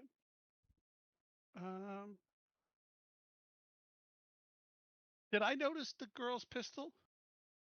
Um, you might notice it, but you definitely wouldn't recognize it. Like I mean, it basically, like, because they are UPP personnel, Evelyn and Martin immediately recognize what it is. Like you might recognize that it's definitely of an Eastern design, but not necessarily make the connection of what model it is and why it's kind of irregular. Okay, that's what If I you wanted to want, know. now 'Cause there otherwise I was gonna bring it up. you can do a roll if you want to notice it. It's going to be an observation roll. Um, so and you I will say that. Oh, go ahead, Cody. Nope, Oh, I sorry, have no clue. got words. what were you gonna say, Evelyn? I was gonna say that once we had like a moment where we could like step away from our current like guide, that I would bring it up to the party and to Horgus specifically. Yeah. But we haven't had like that moment yet to be like, oh hey. Well, this you're is going to have it out of the very ordinary. shortly. I will say that. I know this is definitely Mhm. you've been under supervision so far, but please trust me when I say you're going to have an opportunity. Oh, I'm sure. Okay. I So was just waiting until we had that right. moment. Okay. I'll keep that in mind. But if he said, but so, if there is nothing else, then he says, you're free to leave. Okay. Um, I don't have We'll be anything on else. our way. Anybody else? Then we'll head out, okay, cool. collect our So, gear, and yep, you're able to collect your gear. It's all still there. And Johnny and Summer are waiting for you, and it's like, oh man, what took so long? I was getting bored here, dude. damn, I just want to slap Johnny in the face. You can if you want to. No, that would be unleader-like. But Horgus just looks at him like, you don't shut up, I'm gonna slap you in the face kind of look. Like, get him to Drop and realize give me that 20, scumbag. pretty much. That actually might work good here because these are Chinese. They're used to seeing that. That might actually impress them. Are you actually Johnny going to make should him learn do to that? recognize. Yes. Oh my god. Okay. Johnny, well, here's the thing. Perfect, because Johnny's original player actually gave him the hothead talent, Oh god. so that's gonna be opposed manipulation for Gunny um against fucking Johnny, because I just want to I want him to actually use his talent at least once. Yeah, that's fun. That's funny. So, okay, you want to push? Yeah, because we should get some rest. Oh my God, How many was that? that was fucking 5, or actually no 5 total, but you didn't roll your 6 for your stress. Actually, and you also Okay. didn't decrease the, you should have been 9d6 Oh instead of well. 10, but you can subtract the 1 at the end. I'm fine with that. Just roll me your stress. How many stress do you have? 1. Okay, so No, roll it'd be 1. 2. Yeah, roll Yeah. 2 slash R space 2ds. And then Johnny has a total of that. Okay, Oh, I gotta give you a stress. yeah, but you have nerves of steel. You should be fine. Yeah. So slash R. So, all right, yeah, Johnny only gets 1 success. So you said, "Drop and give me 20," and then he gets scared and he just starts doing it as fast as he can. And I'm out of the corner eye watching the captain. I want to see the captain's response to this. She And is just any of the Chinese around me, if they all just decide to start doing 20 with that many goddamn successes. well, given that they are not part of your organization, they don't, but they are definitely surprised um, Good. to see how authoritative you are, and then like the cat in particular, like very wide-eyed and just kind of watching Johnny do this and uh, checking him out. She has a very slight smile on her face. Does Johnny have the stamina to survive? He's got 4, so probably not. That's 20 push-ups. Oh, only 20. I thought you were like, 2000 or something like. No, you it was 20. No, okay. I'm not gonna make him look bad in front of like he couldn't do it because he is our medic. So he's. Not, I probably should make him do 200 to make him realize. I was about to say Horgus isn't that much of a hard ass, but then you Well, apparently he spoke too contradict what soon. I'm about to say. Yeah. You don't know how many times my kid would mouth off and have to do 50 jumping jacks in front of everybody at a volleyball tournament. Oh man. Okay, so Johnny does that. And I will say for Gunny, how many story points do you have? 2 All right, and give yourself another because that was actually really funny. already. And you got a lot of successes on your thing beyond the first. So, all right, so you put Johnny in his place. You collect your weapons, impress the captain of these Chinese soldiers, and then um, the captain asks you, where would you like to go? Back to our ship so we can get our vehicle so we don't need to tie up your vehicle. Okay. And then I ask him if he would like to, She. sorry, if she would like in whatever protection detail you need to bring, can then transfer to our APC. Okay. Um, so you're driving back to the whatchamacallit, the back to the spaceport? Correct. Okay. So uh now here comes that moment I was talking about in terms of potentially having a chance to get away. So as you guys are driving back down the road, you see like you hear like a screeching and a crash in front of you. It is not your vehicle, but the APC does come to a stop. Um, and the gates, like the ramp of the ox opens up, and the soldiers inside actually get out. Do you get out as well to see what's going on? Agnes certainly does. He's not even waiting for If permission. you do, if We're in. Horgus will sit there, because I can watch your camera, so Yeah. I'll just chill here. Okay. Well, I will We're hint not. that this might be. If there's gunfire, that would be getting out. But at this point, we don't know what's going on, so we'll let them deploy, and then we can deploy. I don't want to deploy with them. You know what I'm saying? Well, I know, but I'm just hinting that this might be advantageous. But if not, that's fine. So in terms of what's going on, um, Agnes, because you're jumping out, you do see that there's a car accident that occurred. Like basically, like two people just straight up drove into each other.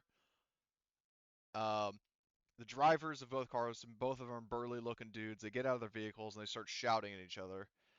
Um, and that actually causes a large rioting crowd to gather, and some of them, in their frustration, actually kind of, vex the cooperative guards. And initially, they were paying attention to Agnes. They are not doing so right now. Like they actually stop focusing on Agnes, and they start like very forcefully pushing people back. Um, but even then, like you find yourself kind of bum rushed by some people. And Agnes, in the midst of the chaos, you feel a piece of paper thrust into your hand, and Okay. you have brief eye contact with a young woman who, if I had to kind of like an appearance to, would be somebody like Miranda Cosgrove, very kind of youthful, dark-haired sort of woman. She looks at you, looks at your hand, and then just kind of turns and seamlessly like fades away into the crowd, like kind of blends back into the crowd. Okay. He's gonna pocket it Okay. for now, Um, since surrounded by co-op so, guards. well, I'll say this much: the cooperative soldiers are right now focused on dealing with a riot. That's why I'm asking you, like, if you guys want to slip away, now would be the time to do it.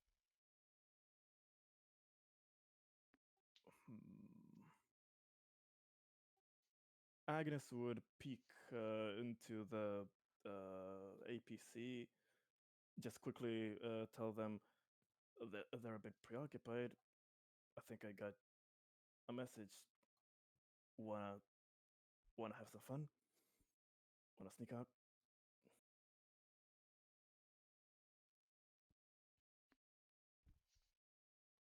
Ready to see Oh, what Horgus thinks. what do you guys think? Because in character, Horgus wouldn't, knowing that that could look really bad upon, and I don't want to make a target out of us. But it's probably something to do with the mission, because their modules are written bad. Hey, like I said, I want to preface the fact that not every single thing in the mission that I'm running right now is scripted. A lot of this is my own doing. A party vote. What do you guys think? I'm leaning towards no, but I don't mind a yes. It's if we get caught, then it could be more trouble than it was worth. If we caught, we just go, well, I was looking for the bathroom. yeah, or something like that. Exactly. Agnes gives us suggestion. We can we can look this when we're at the bar. The guards can be distracted there, or we can ask them to stay outside. And when we're in the bar, we can probably take a peek at the Are you message. guys all in favor of going? No, I am. So So let's so that's one for Yeah, yes. I'd say yeah. We should probably maybe take advantage of this, and you know, All right, so that's two. And I want to stress mainly to Horgus make the a fact that boost. like this isn't like scripted me trying to lean you in this direction. Like this, I'm just saying if you want an opportunity to do stuff without being supervised, this is it. Like you can stick with your guards and that doesn't break the scenario. I'm just saying that, this is your opportunity if you want to slip away and do stuff without being supervised that you can do so. Like that's me I'm gonna deliberately giving you a preference. chance. Yeah, I'm gonna preference if we slip away. I want to slip away to the bar Yeah, because yeah, that that gives that us a works. reason. If we get caught, I can always use manipulation. Say, hey, look, if we roll up with one of your people, it would look bad. So we wanted to get to the bar while you were busy here, and then we reconnect with you and let you know what we find. Okay. Good idea. We'll Um, just say we got separated in the crowd. We called to them. They were busy there, and we headed off on our own. We Okay. didn't think we would. So it seems like make you guys one. are in favor of branching off. So I need an opposed, well, or at least a group mobility roll. Who has the lowest? Because you would get a +3 to this. Mobility. It's not me. Yeah, it's probably not me. I'm an 8. Oh, I'm only at a 6. Then who knows? A mobility, I only have 5 as my base pool. Okay, So like you would 2 be getting a mobility, 3 +3. agility. So hold Yeah, on. So the so lowest like I've heard so far is a 5. 8, basically. I've got a 9. Okay. Anybody lower than 5 base?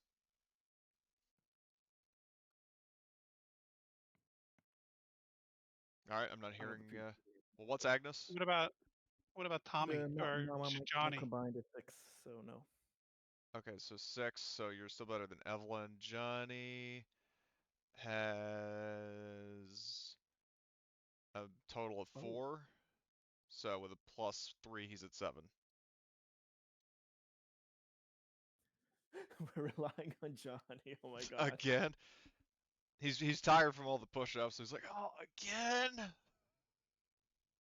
He So should get the damn sneaky talent. okay, He's the one. so I hear that. Well, yeah, and I know it wouldn't be Summer either because she's like I think the highest or one of the highest. So, I guess that Johnny's doing it. Yeah. All right, 76. Unless we want unless we want a player character to do it, because it's like Well, official it role, is the or is lowest it for just the like group. only one role? It's a group Ah, mobility. Like okay. you're all sneaking out together, and the lowest of the group is representing the whole group. So if it's Johnny, then Okay, he's yep, that makes sense. 76. Yeah, Okay, we'll he make so Johnny. far has 2 successes. Do you want him to push and or somebody use a story point to boost him?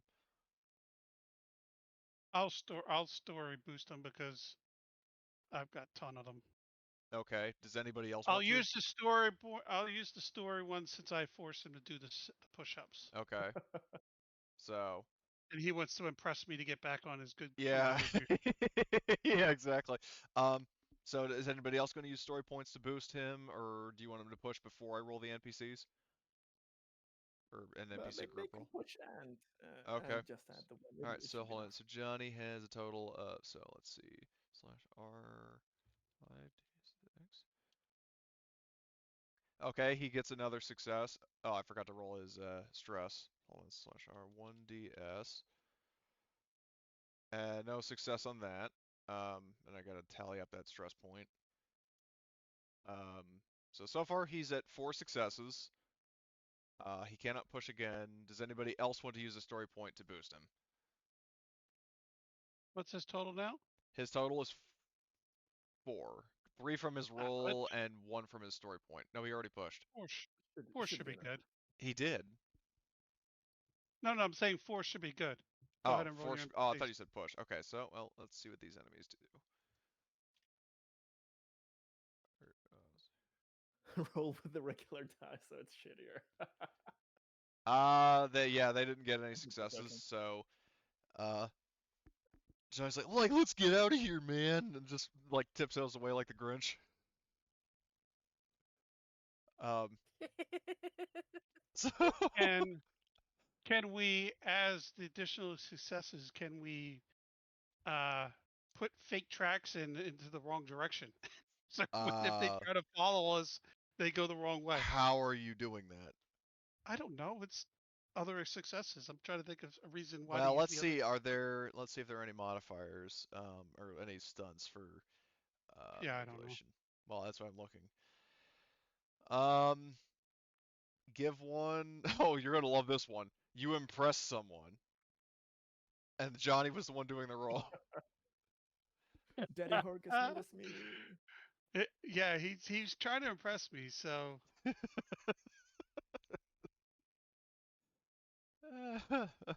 um, could he the give others, us anything with 2? well, here's the thing. So the stunts give one success to another PC in the same situation as you, which is not applicable for a group. Gain a +1 modification to a later skill roll relating to this one, i.e., sneaking away from somebody who's supervising you, and you impress somebody. Those are the three.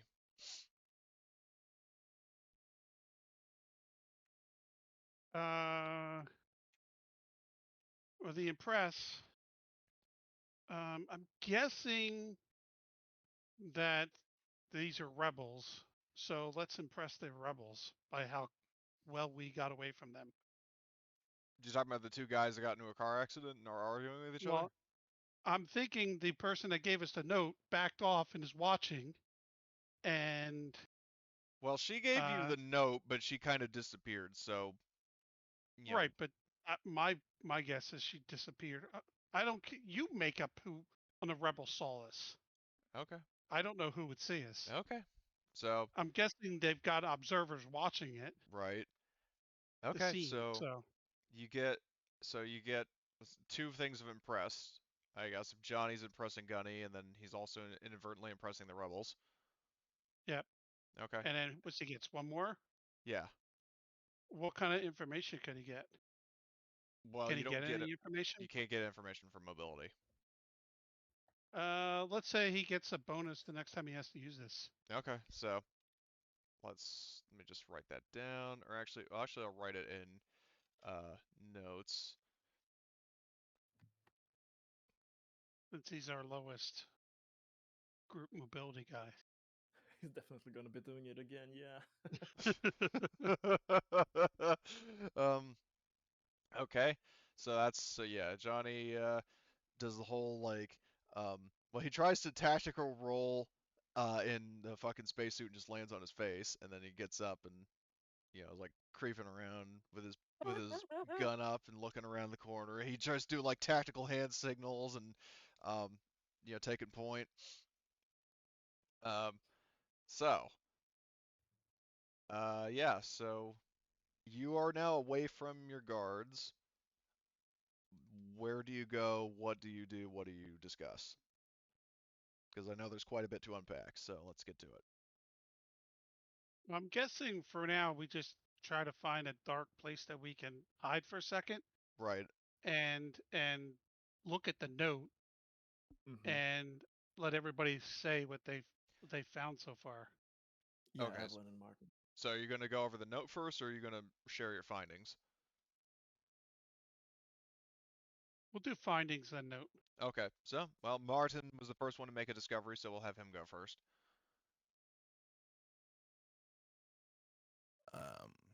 Yes. So, boss. So, no, they're all trying to get away from the or stay out of sight of the military checkpoints. With the people? People are not happy here. Absolutely not happy. There's more going on than we're being told. Yeah, I had that feeling when I asked him about the security and what they were doing. He was trying to beat around the bush like he was trying to hide something. He is hiding something. Yep. Mm-hmm.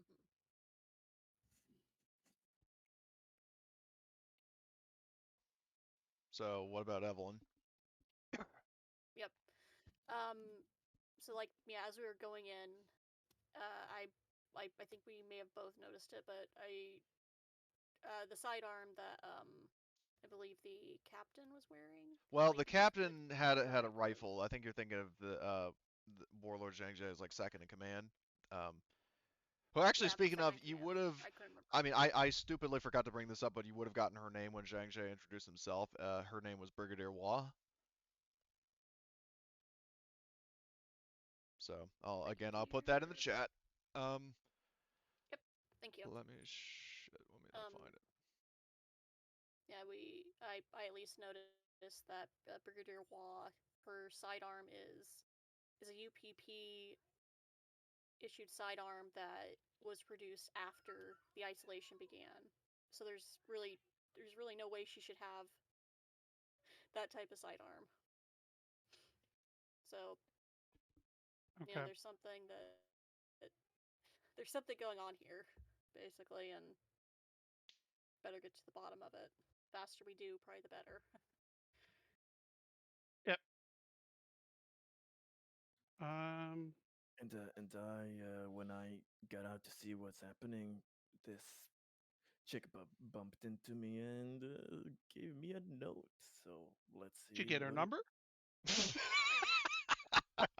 Sorry, I couldn't resist. you see you see a bead of sweat on his forehead because he thinks if this is why we've snuck off, he was thinking, ooh, something fun and interesting happening. The only thing is that he got a bloody number. He's going to be embarrassed for the rest of his damn life. Because I fucking hope not. Okay, so you're Um. looking at the note? Yeah. Yeah, with anticipation. Okay. So, unfortunately, there are no, I mean, unless the written word 3 counts, there are no numbers in this. Okay. The note says, things are not as they seem. You may be in danger. Find me the 3 lions. Don't bring your guards. Well, I'm glad Well, we did what we yes. did then. The 3 lines? Is that what it said? Yeah, the 3 lions. Oh, the 3 lions. Yeah, roar. So basically, because that was mentioned by Warlord Zhangzhe. He did mention, like, that kind of aligns with the 3 lions pub and the guy that he told you about, Shepard. Yeah, so uh, we're gonna head there, right? Make sure we get there before our rendezvous catches up with us and escorts us back. Yep. Oh, we hoof it. Yep. Okay. And I'll also say that yeah, because she's assuming that like the woman who gave you the direct, like the message is assuming that you're unfamiliar with where everything is, uh, that she does give you directions to the pub, which is right there. So, um, yeah, you Well, that's definitely, nice. yeah. So you hoof it to the the pub, kind of keeping out of sight of patrols, and you get there. Let's see where Hey, it is. What's up? Cody. I want to. We're in range of talking to Mike. Yeah. I messaged Mike. I said, Mike, get a message to our big ship, the A name The ship. Avalonis. Yeah, let them know that there is known piracy in this sector. To keep their eyes ready for that, Am I the and to cabinet also commander? and have them also relay it to home base and let them know that so they can keep their eyes out for any piracy. Okay. So, yeah. So you guys, so Mike, will relay that message, and he kind of, you know, he starts like you start hearing him, like slurring his words, like, "Hey, y'all know," like he like boomhowers his way through the transmission, and then Rena stops and it's just, "Let me." And Rena says, they should. I think it's important that they understand what's being said. No offense. Um, Yeah, but that's fair. and the That's very competent smart lady, and smart so lady. so um, and yeah, so while that's cooking, so you guys make it to the pub. I will activate the map. So yeah, while that's cooking, so there's actually a map of this, and it looks cool. Um, and just waiting on who is that? Bloods. Okie doke. So, yeah, you make your way. The pub is fairly active. Um, and when you enter the pub, leaning up against. Hold on, where's the door? That's the $1 million question. I think it's. Well, I think these openings are. I think these openings are doors, maybe. Oops, wrong fucking tool. Yeah, oh yeah, now I see another doors. I had the token tool. So you enter from, yeah, right there. So you guys are coming through this door, and there's a whole like kind of airlock of sorts that you see in a lot of restaurants. Um, and the Miranda Cosgrove lookalike is leaning there, and she sees you, makes eye contact with Agnes. Um, and Looks you know, back, yeah, gives a and wink. she says, it's like, oh, I was wondering when you show up. Follow me. Um, I mean, albeit, and she says that in a British accent, but she brings you. So when you um, go in here, um, there is a guy at this table. Let me pull up his art. Um, yeah, the lighting on this token is kind of like the way he's lit is just makes him look kind of sinister, but um, like the red lighting just. So you see that guy. Um, am I right? Like, he's. Yeah, yeah, that's not getting ready to kill us in a basement. No. Yeah, definitely. uh, um, so the woman, brings you over to the table and she introduces, um, she says, "Dad, these are our newest visitors. The ones that were being escorted by the warlord's men, uh, when your diversion happened." And the guy, and then like probably awkward timing, giving the joke that was just made, but he looks around. He says, "Sam, keep watch." And he looks at you guys like, "Follow me." And he will start making his way upstairs, not to the basement.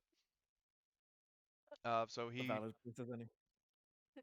well, yeah, so he leads you up here, um, to this room, and I'll just drag his token in, so it's clear. I'm not going to bother dragging in all the tokens because this is not going to be a combat encounter unless you all draw your guns on him. But, so Never say never. yeah, so the guy, says, so you got my note, it would seem, and he introduces himself as Stanley Shepard, and he says, what are your names? I'm not telling my name and who we are Okay, and why we're here. okay. Um, and he says that, we've got a problem that I need your help with. And what's that problem? I'm guessing So, something to do with the warlord. and he says, yeah, because well, let me, uh, if you'll humor me, I need to give you a quick history lesson. Um, and so assuming nobody stops him, he will explain the full situation. That there's some details in here that haven't been mentioned before. So he says, 30 years ago, the Kansi arrived, after Kurzik outpost fell, begging for somewhere to settle. Permission was given, but the relationship was never friendly. 10 years ago, the Chinese took control. There was a bitter struggle, and their leader, Colonel Zhang Jie, declared himself warlord of the newly formed Great Canang Cooperative. And he explains that the Royal Marines who surrendered were ruthlessly murdered, and the rest fled into the wilderness to carry on the fight. He says there are still some cells of surviving Royal Marine Commandos, and I've been in touch with their leader, Captain Hannah Snell. And he says, if you can assure me that you're here to help and that you aren't on the warlord side, I'll give you the location of our hideout. And so let me ask you this, Gunny. I'm assuming you're going to be honest and say that you're on a side, but if you're going to lie, then I need a manipulation.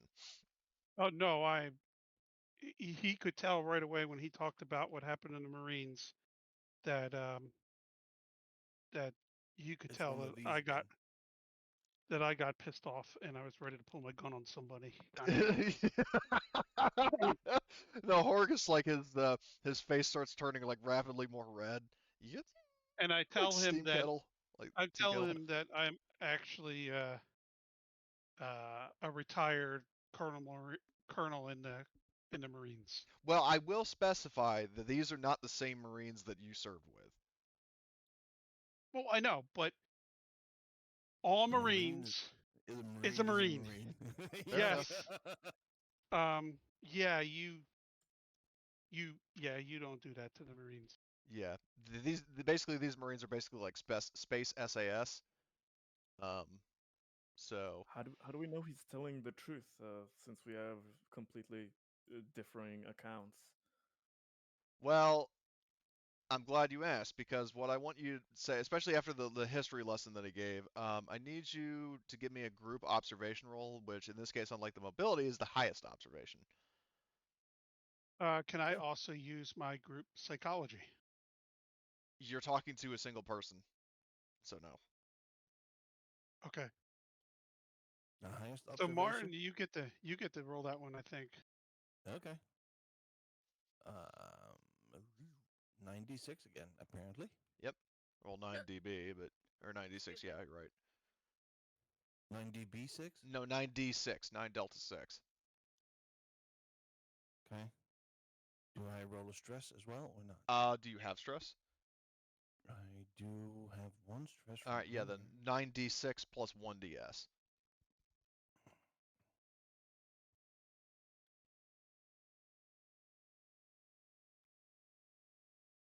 Okay, you succeed, and you just need one success in this case. Okay. So you get the feeling that there's something missing from this story, like this is only a partial truth.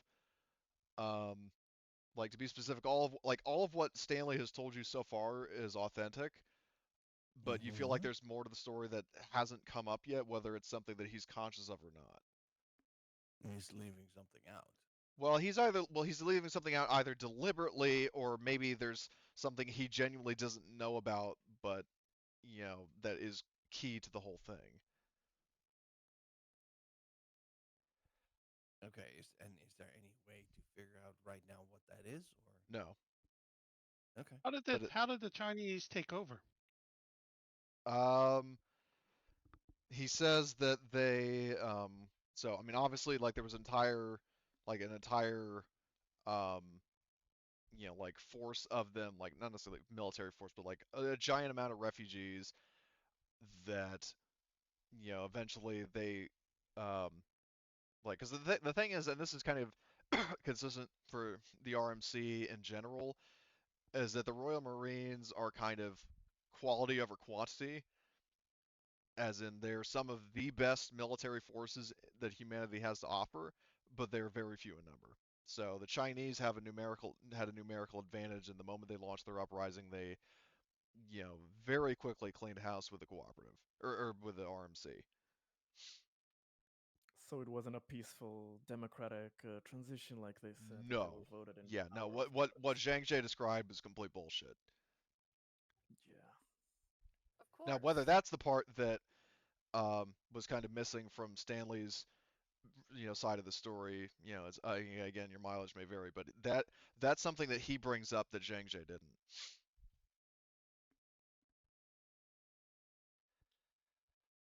And they just took over outright. They didn't try negotiating with you. I mean, if it was 30 years ago, yeah, you would have been probably a young child. Don't know if Yeah, you remember those details, but yeah, because for reference, Stanley is in his 40s, so he was like he was a kid when the like well he was he was a kid if memory serves. Let me just go back to my dates because I think the Chinese arrived um 30 years ago, but they took over 10 years ago. But let me just fact check that. mhm. Yes, 30 years ago the Kansi arrived, and then 10 years ago they launched their uprising. So he was an adult when they launched their uprising. But he says that um, yeah, there was definitely some resentment on you know on just between the people of May Outpost, like the government and the Chinese, and eventually the Chinese decided to turn this into their colony by launching an uprising, killing as many Royal Marines as they could, and then imprisoning any politicians who weren't aligned with the cooperative. What's How have life they been? like today? Because it seemed Yeah. like everybody seems pissed and not happy. Well, he says that the Chinese have basically turned this place into like a police state, like in terms of setting up checkpoints, establishing curfews, like democracy in terms of like voting for leaders has completely vanished because it's basically either vote for Zhang Jie or vote for Zhang Jie. Um, and he does hint at the fact that he says that if you can somehow get near him, like he says the goal of the resistance is to overthrow the cooperative, or at least remove Zhang Jie from power lethally or non-lethally and replace him with a more reasonable leader, ideally someone who has the interests of the original inhabitants of May Outpost at heart. And from his choice of words, his tone, and his body language, he's implying he has just the candidate in mind. I mean, he doesn't outright say anything, but like the way he's speaking is kind of like the whole like Voller thing of Indiana Jones, like, and I will correct them all.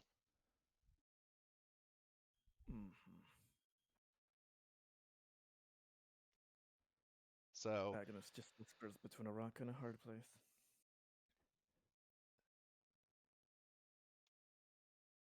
because he says that at any rate, it would be easier to appoint someone who isn't in prison as the acting administrator of May Outpost and then go from there. Would it be easier to um, provide a leader from our group that is an independent that wouldn't be part of either group? Because that's who we are traveling with, is the United Nations, Well, the problem and is they that, are neutral. well, the United Nations, like, here's the way it breaks down. You're not installing a ruler for each colony.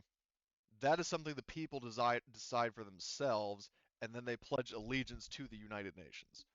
So he basically explains like that, the people, neither the people like the Chinese nor the Brits would just, unanimously accept some ruler from a faction they've never met before. So he says that the best possible options that he sees would be either himself or Captain Snell, or maybe the Warlord's second in command.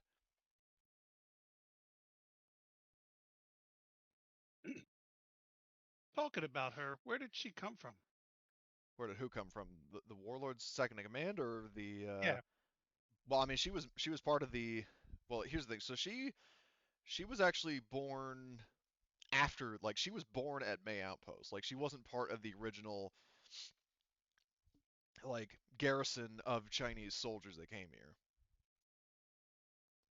Um, I mean, she's obviously of the same background as the refugees from Kurzik Outpost, but she was actually born here. Yeah, Has there some been time some ago. additional traders that have come here that they could be trading with or working with? In this case, no, because courtesy of the isolation, many colonies, or at least from the perspective of the people of May Outpost, like nobody has come to May Outpost or vice versa, and people have basically, it's been like the Twilight 2000 thing of good luck, you're on your own.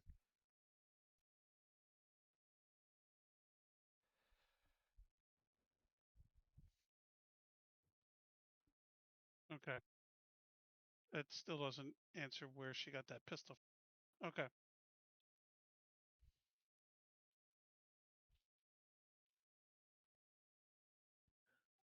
So, uh, of course, Captain Horgus can correct us if we're wrong, but yeah, we're not seeking bloodshed. We are seeking for peaceful resolutions. So, if what you say is true, that they have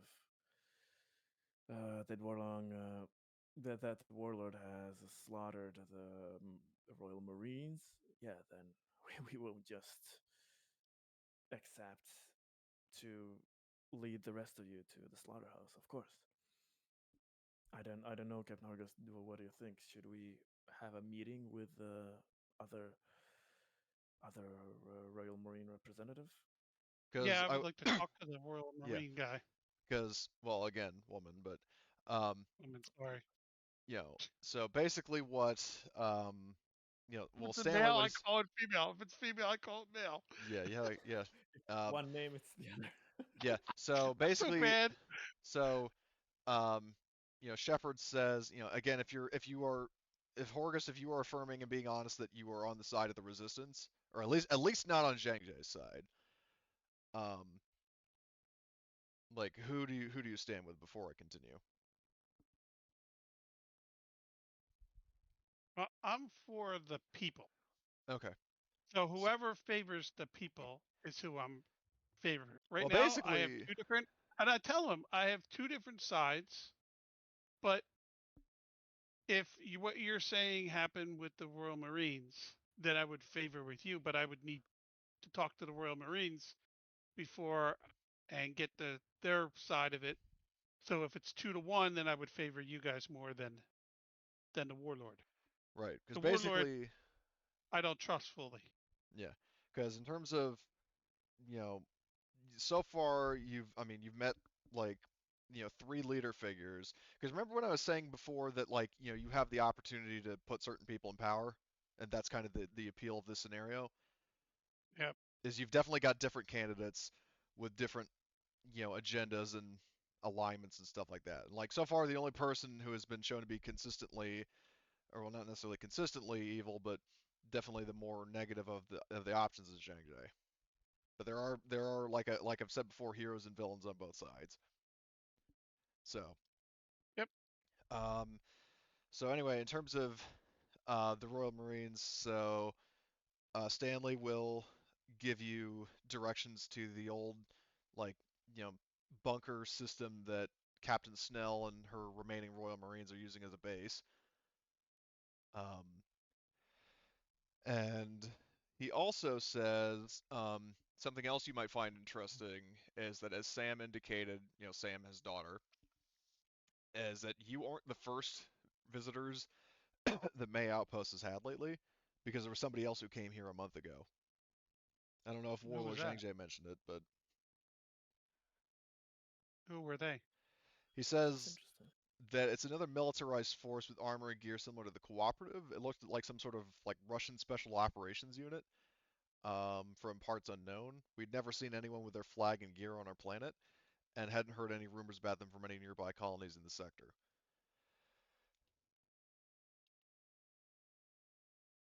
Are they still here? I don't know. But we didn't see their. They came down on a dropship, right?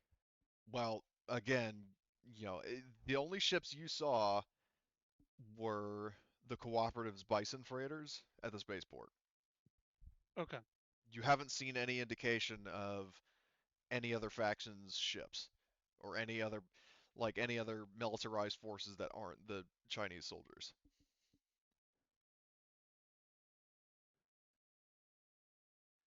Okay.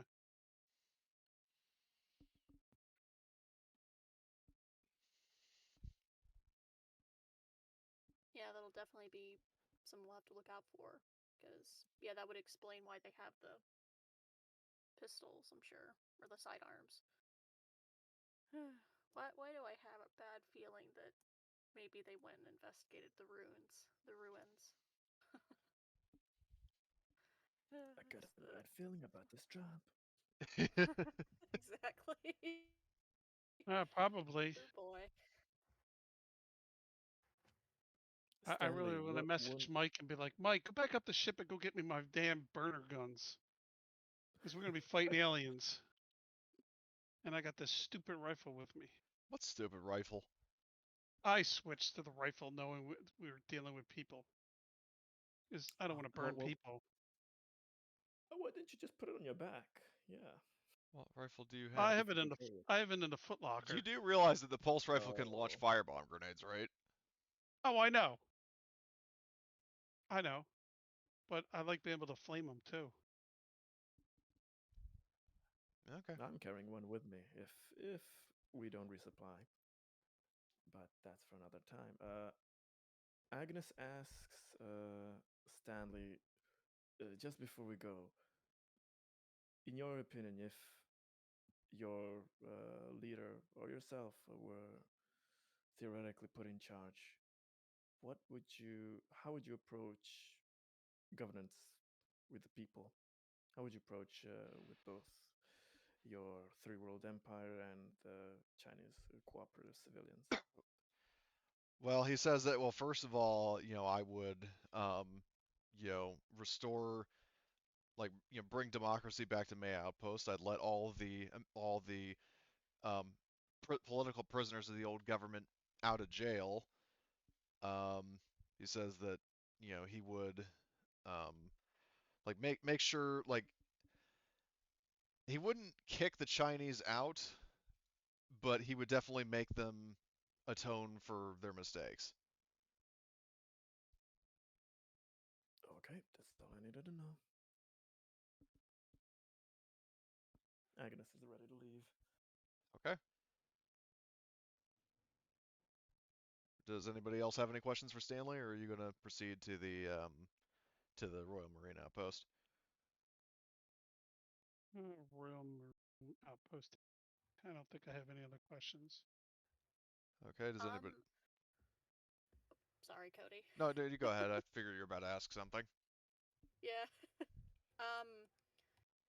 It's not really a question. It's more just of like, just asking him like, or is there anything else that you can think of to like share with us before we start heading out there? Like just anything at all that would help us going forward.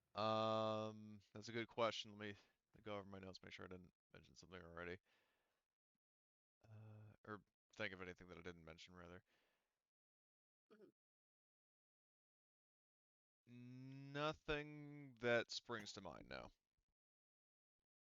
How do we get out there? Do we need to walk, or is there a vehicle? Do we need to get our own vehicle? Well, I will say first of all that if you're driving around in your own vehicle, there couldn't be any more of a red flag. No, not right now. I mean, do we need to get a vehicle? I mean, you can walk there. Okay, so just asking if we need to requisition a vehicle. Yeah.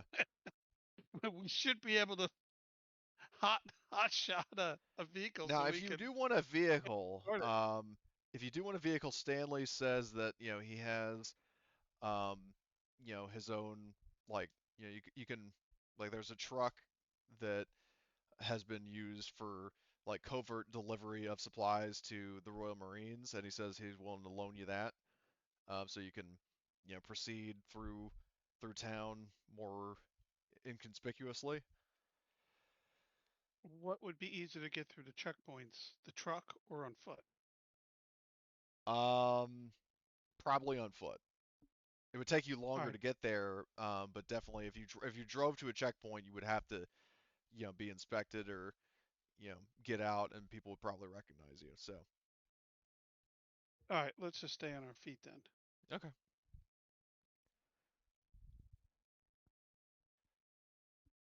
So if there's nothing else, then you can embark towards the Royal Marine Outpost. Marching on. Yep. Um, and basically as the whole begins the whole like Indiana Jones style like line on the map um, thing, then yeah, I would say this is probably a pretty decent place to pause because we're closing Yep. in on we're 10 minutes off from 12 minutes off from 3 o'clock. So I'm all ready. I'm all right, okay with so all right, character sheets up. XP will be brought up momentarily. Alrighty, so everybody ready? Yep. that. Okay, base 5 for everyone. As for specifics, everybody participated. Um, did you follow your personal agenda? Yep. Oh yeah. Okay. Yeah. Um, did you risk your life for your buddy? I would say nobody did in particular because no shots were fired. That's what we get for being peaceful. Less Yeah. XP.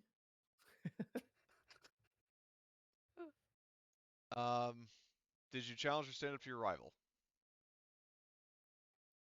I don't have a rival I don't have one, so because I burned him to death. nope. Well, maybe you need to get a new rival to burn to death. Yeah. Johnny. Who was the dumbass sniper again? Sweetwater. God, I forget. It was Sweetwater. What? It was Sweetwater? yeah. Um, Horgus can put Johnny to be his yeah. rival. Yeah, if you want to make Johnny your rival, go for it. That'd be actually really funny. Um, and if that's the case, then you definitely stood up to him. You fucking made him drop and do 20. Well, no, I'm gonna say that makes him my rival. Oh, okay. because then he turned around and showed me up afterwards. That would piss me off. You're not supposed to be enjoying this, Private. Anyway, so did you make a panic roll? I think Gunny did. Yeah, I did actually. Yep. Did you overcome a dangerous event using violent or non-violent means? For the first time ever, neither to both. Oh my god. Yeah, you didn't attack somebody or be in a dangerous situation, so. Did you So make a no. significant? Yeah, no. So did you make a significant discovery or revelation? Absolutely. Um, did you perform an extraordinary action of some kind? I mean, fucking Horgus did. Yep. Yeah, definitely kind of channeled his inner drill sergeant. And did you earn any money? Nobody got paid, so no.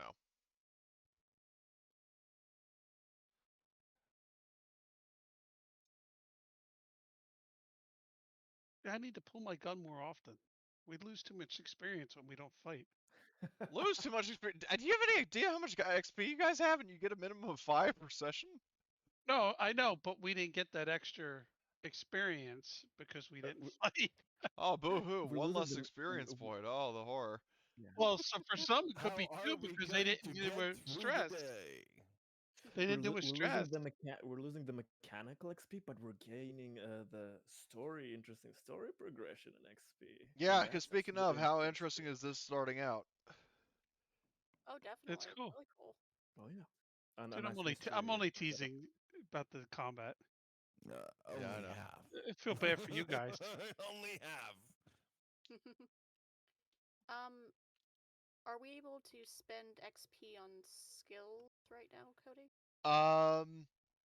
Yeah, I would say that, kind of following the precedent set in your games that, like, if you guys want to increase skills now, yes, talents, no. Okay. Because talents is the kind of thing you actually have to practice, which you don't really have time to do, whereas skills, you're homing it, like, right now. True. And the other question is this a safe space that we could chill and get my stress away? If you want to wait in the pub and do that, yes. Like, while you're in Stanley's office, then yeah, sure, you guys can Okay. recover all your stress and then head to the Royal Marine Outpost. Perfect. That way we're Oh. fresh going into that. Because my Yeah, guess is bump we're up my going to encounter observation something on the point. way there. There's always a possibility, yeah. I bumped up my observations, so it's partly decent now. I think I still have one, but every little bit helps. Yeah, I'm going to up my observation too. Yep. Well, other than that, any other questions, comments, and concerns? I'm going to add one to my heavy machinery. Okay. Nice. Mainly because otherwise, next time I will be, probably going over the 20 experience point. So I'm saving up the XP for talents when I get the time to use Yeah, it probably a on good that. idea in your case. Yep. But yeah, so the question I had in terms of, so while we're doing this, like, um, very much like home front-ish mission, do you guys want me to update the job board with the next possible mission thrown into the pool now, or would you rather wait until after the mission? After the mission's fine. Okay. Yeah, that's. I mean, we're gonna finish this one, of course. It's just I wanted to know if you guys wanted to go over it now. Not unless you need a lot of time. Well, no, I've 'Cause, already I got it mean- all written out, so. Oh, I would just say wait until next month because Yeah, fair next enough. week is Twilight, then we're Yep. off, and then the next week we're back on this one. Yep. And I don't know if that's going to be a 1 or 2 week session. I'm theorizing 2, but there's an entire possibility that it might be 3. I'm betting on 3, but at the most. Then I would wait. Yep. We'll forget about it. Fair enough. Okay. So, well, then hopefully everyone had fun. That was definitely a very interesting start to this arc. Yep. Oh, All right, yeah. don't forget, I won't definitely. be there next week. Right. Okay.